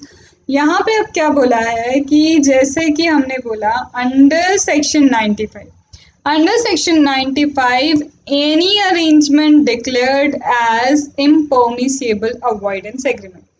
Section number 96 बोलता है कि इम्परमिसिबल अवॉइडेंस एग्रीमेंट कब होगा, 95 में उसे इम्परमिसिबल अवॉइडेंस एग्रीमेंट डिक्लेयर कर दिया जाता है। तो initial burden of proving that an arrangement is impermissible avoidance agreement lies on assessing officer. It is on AO के ऊपर है कि भैया वो प्रूव करेगा कि ये इनिशियल जो बर्डन है उसके ऊपर है कि इम्परमिसिबल अवॉइडेंस एग्रीमेंट है भी या नहीं है। अब डिक्लेयर हो गया कि हाँ भैया ये तो इम्परमिसिबल अवॉइडेंस एग्रीमेंट है, तो अब क्या, तो आगे यहाँ बोलते हैं इसके कुछ होंगे कॉन्सिक्वेंसेस। इसके क्या होंगे, कुछ कॉन्सिक्वेंसेस होंगे। कॉन्सिक्वेंसेस क्या होंगे, सपोज यहाँ पे क्या बोला है, वो क्या कर सकते हैं, डिसरिगार्ड, कंबाइन या रिकैरेक्टराइज कर सकते हैं किसी भी स्टेप को। वो इम्परमिसिबल अवॉइडेंस एग्रीमेंट को ऐसे मान सकते हैं कि जैसे कभी एंटर ही नहीं किया था वो एग्रीमेंट आपने, या फिर एकमोडेटिंग पार्टी को एक पार्टी मान सकते हैं, अलग अलग पार्टीज जो कनेक्टेड है उस ट्रांजैक्शन से उन्हें सेम मान सकते हैं, वन एंड सेम मान सकते हैं। रीअलोकेट कर सकते हैं, वो क्या कर सकते हैं, रीअलोकेशन कर सकते हैं अमॉन्ग द पार्टीज। कोई रिसिप्ट है, कोई कैपिटल एक्सपेंडिचर है, रेवेन्यू है, किसी भी रिलीफ को, डिडक्शन को रीअलोकेशन भी कर सकते हैं। It is just for reading, मैं रीड कर रही हूँ बिकॉज हाँ ठीक है, जो प्रैक्टिसेबल जो भी सही होगा वहाँ पे उस तरह से उसका ट्रीटमेंट होगा इम्परमिसिबल अवॉइडेंस एग्रीमेंट का। या तो माना जाएगा कभी नहीं हुआ, या रीअलोकेशन होगा, या फिर पर्सन्स को एक माना जाएगा अगर क्या है अलग अलग पर्सन्स के थ्रू क्या किया गया है, एग्रीमेंट किया गया है, सॉरी अरेंजमेंट किया गया है।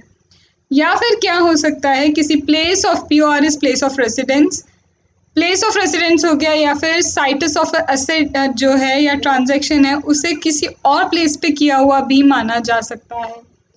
तो इट डिपेंड्स कि कॉन्सिक्वेंसेस क्या होंगे, डिपेंड करता है कि डिपेंड ऑन किस टाइप का अरेंजमेंट किया गया था उस पर एंटायरली कॉन्सिक्वेंसेस डिपेंड करेंगे। ठीक है, तो यहाँ पे एक सिर्फ कॉन्सिक्वेंसेस का जस्ट फॉर रीड है, एक बार रीड करना छोड़ देना, इससे ज़्यादा कुछ नहीं है।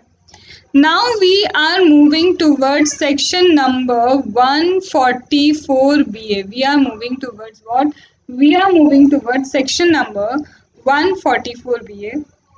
Take a 1 minute break, recall all that we have done till now, and मैं भी ब्रेक ले रही हूँ, एंड थोड़ा सा आप भी 1 मिनट का ब्रेक ले सकते हो।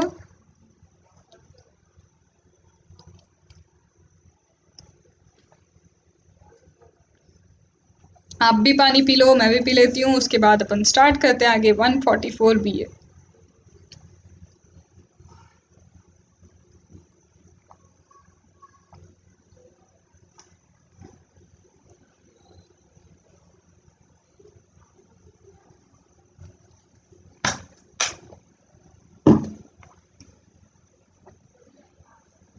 Now section 144 BA। Section 144 BA बोलता है power to treat a transaction as impermissible avoidance agreement. Power to treat a transaction as what, impermissible avoidance agreement. AO क्या करेंगे, एओ को लगता है कोई एग्रीमेंट है कोई अरेंजमेंट है, मैं बार बार पता नहीं क्यों एग्रीमेंट कर रही हूँ, I am so sorry for that. Impermissible avoidance arrangement को ये कहते हैं कि हाँ ये पर्टिकुलर ट्रांजैक्शन क्या है, इम्परमिसिबल अवॉइडेंस अरेंजमेंट है। ठीक है, ये वो खुद से डिक्लेयर नहीं कर सकता, क्योंकि ये तो क्या हो जाएगा, जेन्यून हार्डशिप पे भी बात आ जाएगी। क्यों? क्योंकि हैरेसमेंट होना स्टार्ट हो जाएगा। ये हर किसी ट्रांजैक्शन को फिर बोल सकता है कि भाई ये तो इम्परमिसिबल है। तो एओ जो कि होते हैं जॉइंट कमिश्नर ACDC ITO, उन्हें CIT को रेफरेंस करना होगा। कब CIT को रेफरेंस करेंगे कि उन जो जिसके ट्रांजैक्शन को आप बोल रहे हो ये इम्परमिसिबल है, सबसे पहले क्या पेंडिंग है, उसका असेसमेंट पेंडिंग है।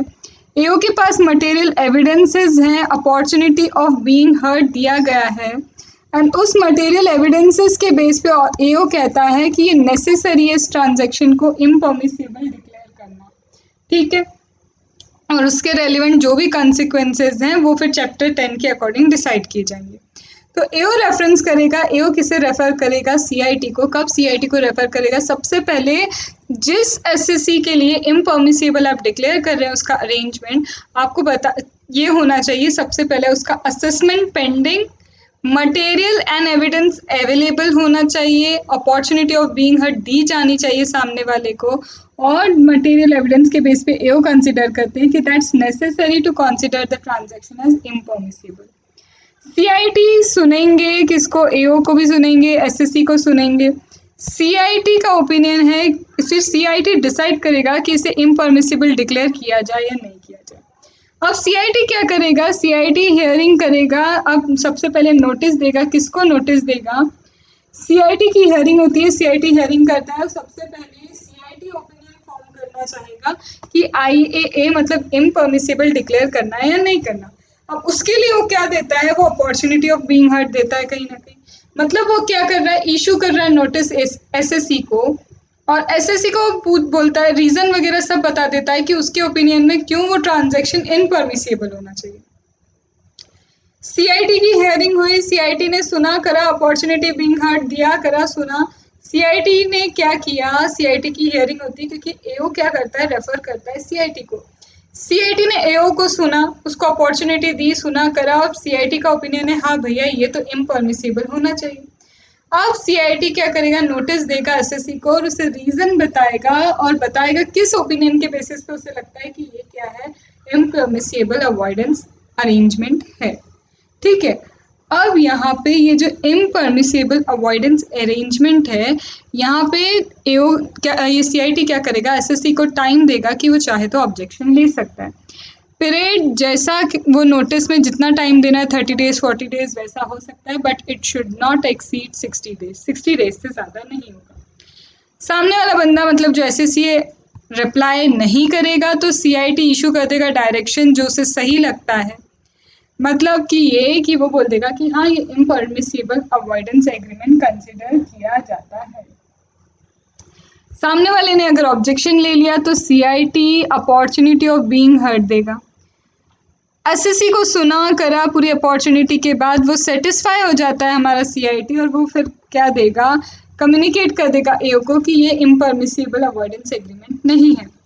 अब CIT अभी भी क्या हुआ? After the objection bye SSC, CIT को लगता है नहीं ये इम्परमिसिबल अवॉइडेंस अरेंजमेंट है, ये इम्परमिसिबल अवॉइडेंस अरेंजमेंट है, तो इस चीज़ के लिए वो कहाँ जाएगा?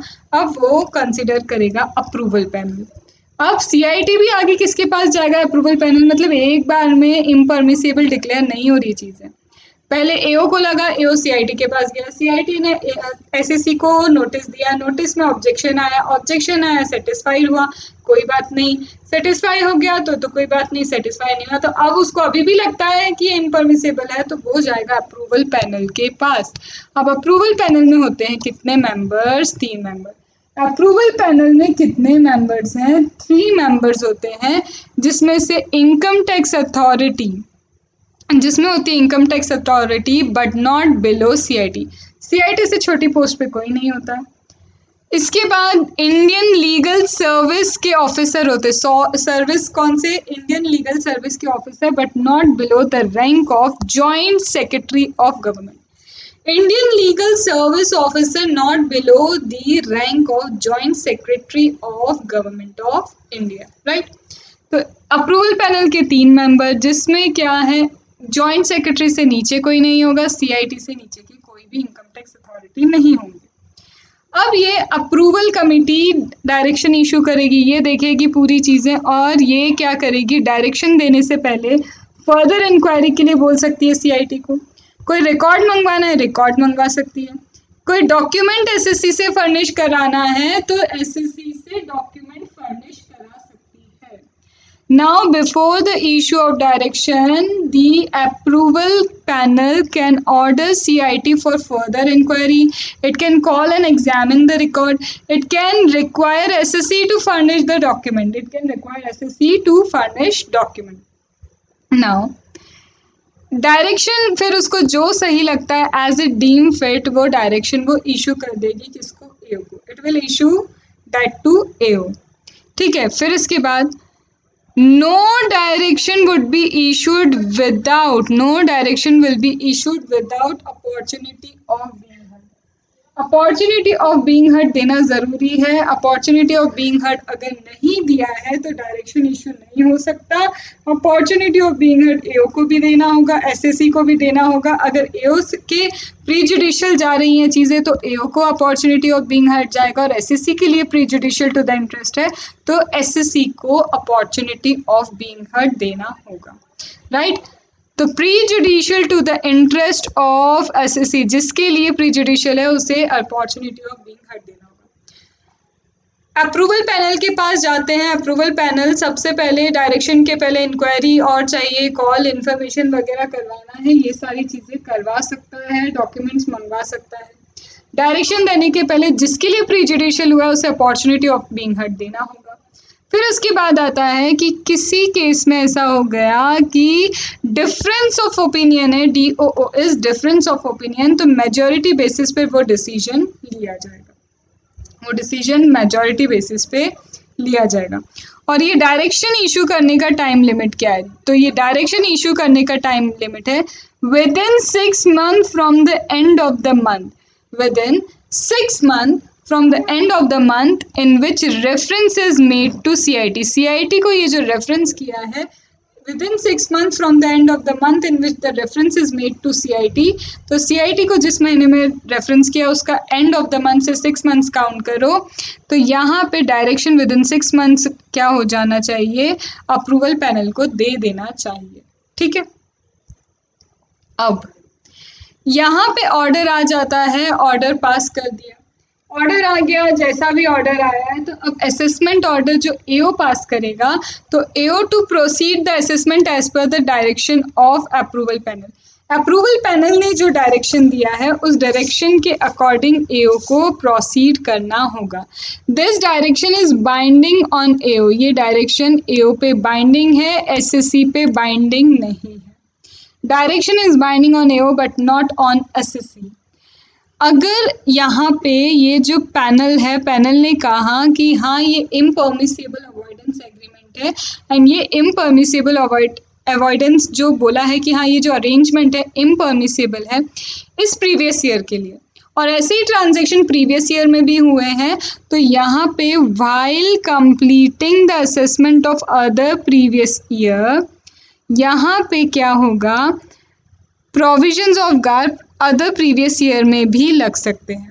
आया तो डिसीजन इस प्रीवियस ईयर का है, लेकिन पहले के प्रीवियस ईयर में भी ऐसे ही ट्रांजैक्शन है, तो वहाँ फिर फ्रेश डायरेक्शन की कोई ज़रूरत नहीं है। पुराने प्रीवियस ईयर के असेसमेंट कंप्लीट करने में क्या हो सकता है, ये डायरेक्शन अप्लाई किया जा सकता है।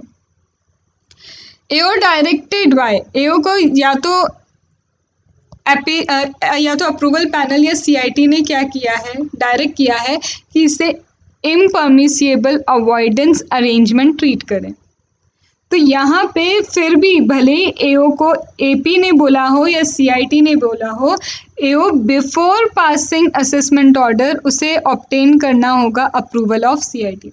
एओ has to obtain the approval of whom, CIT. सबसे पहले डायरेक्शन आता है, डायरेक्शन एओ पे बाइंडिंग है, एसएससी पे नहीं। Previous years, other previous years के लिए भी वो डायरेक्शन यूज़ किया जा सकता है, फ्रेश डायरेक्शन लेने की ज़रूरत नहीं।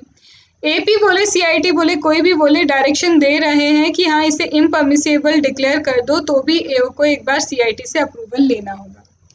और ये जो असेसमेंट है, ये असेसमेंट कंप्लीट करने के लिए क्या टाइम लिमिट एक्सक्लूड होगा, तो वो टाइम लिमिट एक्सक्लूड होगा जिस दिन रेफरेंस एओ को किया गया था, date on which reference is made by, sorry AO जब सीआईटी को रेफरेंस करता है वो डेट से, वो डेट जब डायरेक्शन अप्रूवल पैनल देता है, अप्रूवल पैनल या सीआईटी जब डायरेक्शन देता है कि हाँ भाई ये क्या है, इसे क्या कंसिडर करना चाहिए, इसे इम्परमिसेबल कंसिडर करना चाहिए, तो डेट ऑन विच रेफरेंस में, जिस दिन सीआईटी को रेफरेंस किया और जिस दिन सीआईटी या अप्रूविंग पैनल ने डिसीजन दिया, ये डेट जितनी भी दिन है इनके बीच के, this will be excluded from completion of assessment, completion of assessment से इसे हटाया जाएगा।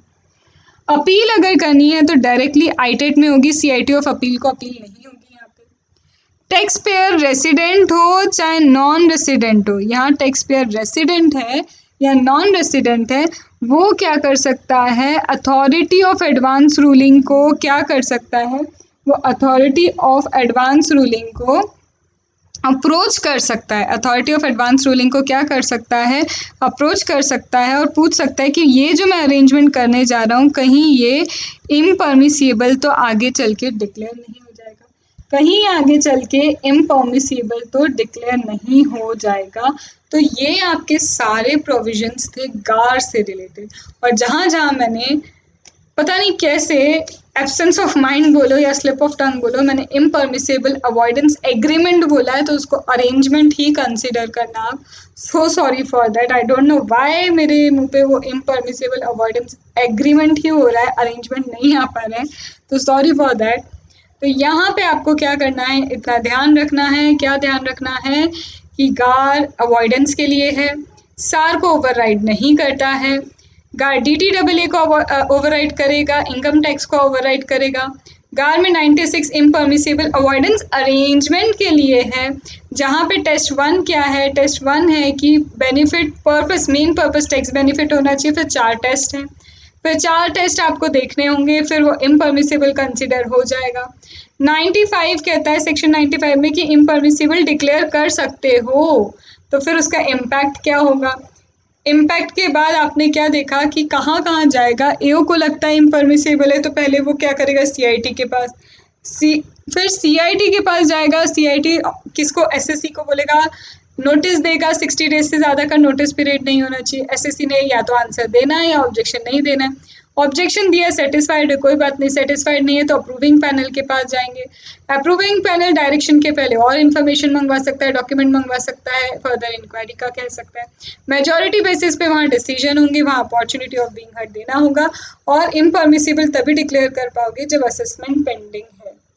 और फिर बाकी की चीज़ें ये जो हमने की हैं यहाँ पे, ऑर्डर एओ को बाइंडिंग होगा, डायरेक्शन एसएससी पे बाइंडिंग नहीं होगा, डायरेक्ट आईटेट में क्या होगा, यहाँ पे अपील होगा, टैक्स पेयर रेसिडेंट हो नॉन रेसिडेंट, वो एडवांस रूलिंग अथॉरिटी के पास भी जा सकता है कि वो कोई पर्टिकुलर ट्रांजैक्शन कर रहा है, तो वो ये पूछने के लिए कि भाई बता दो कहीं आगे चल के मेरा गार में तो नहीं कवर हो जाएगा, फिर कौन सा टाइम लिमिट है जो आपको एक्सक्लूड करना है, ये सारी चीज़ें गार में है। I hope I have just tried कि जितना मैक्सिमम पॉसिबल हो गार में आपको अच्छे से करवा पाऊँ। तो this is completion of GAAR, it has almost 1 hour, almost 1 hour इसने लिया है, बट इट वॉज नेसेसरी, ज़रूरत थी तो इसलिए इसको टाइम दिया। अब आपका ना नॉन रेसिडेंट टैक्सेशन के सिर्फ बचा है मेरे लिए छोटा सा पार्ट कि उसका रेट क्या होता है, किसमें क्या रेट लगता है, तो यहाँ पे एक छोटा सा पार्ट बचा है, तो बीइंग ये 2 आवर्स का हो चुका है तो that you will get in a separate video, तो वहाँ मैं आपको एग्जामिशन के साथ में ये दोनों एक सेपरेट वीडियो और बना दूंगी तो ये आपको मिल जाएगा। तो your non resident almost completed है, 90% आपका कम्प्लीटेड है, सिर्फ मुझे अब उसके टैक्सेशन कितना क्या है ये बताना है, ये जो ऑप्शनल है नॉन रेसिडेंट टैक्सेशन और एग्जेम्प्ट इनकम बताना है, and this will complete your non resident taxation. Foreign tax credit हम तब करेंगे जब मैट एएमटी हो जाएगा, तो उसी के साथ मैं आपको फॉरेन टैक्स क्रेडिट बता दूंगी। तो यहाँ पे आपके लिए मेरी तरफ से ओवरऑल नॉन रेसिडेंट टैक्सेशन ख़त्म है। अब एक आता है एनजेए का एक प्रोविजन आता है और एक 94A है एंड 94B है। ये दोनों एक सेपरेट पार्ट में रहेंगे, इसे मैं इसमें कंसिडर नहीं कर रही हूँ। एक सेपरेट पार्ट में मतलब जो कल मैं आपको एग्जेम्प्ट इनकम और नॉन रेसिडेंट टैक्सेशन कराऊंगी उसमें 94A एंड 94B भी आपको मिल जाएगा। तो दिस कंप्लीट्स, इससे आपका non resident taxation overall complete हो जाएगा। आई होप हेल्पफुल रहा, मदद मिली, अच्छा लगा, बेनिफिशियल रहा, और अगर रहा है तो कमेंट में कंजूसी नहीं, लाइक में कंजूसी नहीं, शेयर में कंजूसी नहीं, और अच्छे से पढ़ो, पॉजिटिव रहो, क्यूमुलेटिव रिविजन करो, और मत यूट्यूब स्क्रॉल करो, ना ही फेसबुक स्क्रॉल करो, इधर उधर से बोलो कि हमारा मन नहीं लग रहा है पढ़ने में। सीधी बात यह है कि मोबाइल को 3 दिन बंद कर दो। इतनी हिम्मत है ना, अगर सच में एग्जाम देनी है मोबाइल 3 दिन बंद कर दो, अपने आप सारी चीज़ें नॉर्मल पे आ जाएंगी। एक ही टिप है, फ़ोन को बंद करके रखो, कुछ मत देखो, कुछ मत सोचो, कहीं मत जाओ, बस इतना कर लो, तुम्हारा काम हो जाएगा। फिर कहीं पूछने की ज़रूरत नहीं पड़ेगी कि भाई मन नहीं लग रहा पढ़ने में, क्या करें, ऑप्ट आउट करें, ऑप्ट इन करें। तुम्हें सिर्फ इतना पता होना चाहिए तुम्हें ऑप्ट इन करना है। एनी हाउ, जो नटशेल में ये बोलूँ, जो फ्रिक्वेंटली आस्क्ड क्वेश्चन में उसमें सिर्फ इतना सा है, थोड़ा सा अगर आप दिमाग लगाओगे ना, ऑप्ट इन करो, लग रहा है एग्जाम नहीं दे पाओगे तो दिमाग लगा के आप उसको नवंबर अटेम्प्ट में अपने आप को ले जा सकते हो। मैं डायरेक्टली चीज़ें बोल नहीं सकती हूँ बट आप कर सकते हो, बहुत सारी चीज़ें हो जाती हैं, कोई बहुत बड़ी चीज़ नहीं है प्रिस्क्रिप्शन और ये सब लेना करना। तो इन शॉर्ट ऑप्ट इन करो, लग रहा है कि हाँ भैया एग्ज़ाम नहीं दे पा रहे उस वक्त, सब कुछ हो जाएगा, ठीक है। तो चलो अच्छे से पढ़ो, बहुत अच्छे से पढ़ो, एंड बस पढ़ो। एग्ज़ाम होना है आईसीआई का, जिस तरह से नोटिफिकेशन लग रहा है ना कि नवंबर, नटशेल तो ये है पूरे फ्रिक्वेंटली आस्क्ड क्वेश्चन का कि बच्चों को नवंबर 20 में हम शिफ्ट कर देंगे। हर इफ के बाद उनका यही है, हम नवंबर 20 में शिफ्ट कर देंगे। तो इन शॉर्ट आप कुछ भी सिचुएशन ले लो, अगर आप लग रहा है आगे चल के एग्ज़ाम नहीं दे पाते तो आप कुछ ऐसी चीज़ें समझो उसमें जो मैं डायरेक्टली नहीं बोल रही हूँ, आप नवंबर 20 में अपने आप को शिफ्ट कर सकते हो, ठीक है। तो ऑल द बेस्ट, अच्छे से पढ़ो और सिर्फ पढ़ो बस, और फ़ोन 3 दिन बंद कर लोगे ना, अपने आप दिमाग सही हो जाएगा कि पढ़ सकते हैं, नहीं पढ़ सकते, ये हुआ वो हुआ, सब हो जाएगा, ठीक है। चलो बाय बाय।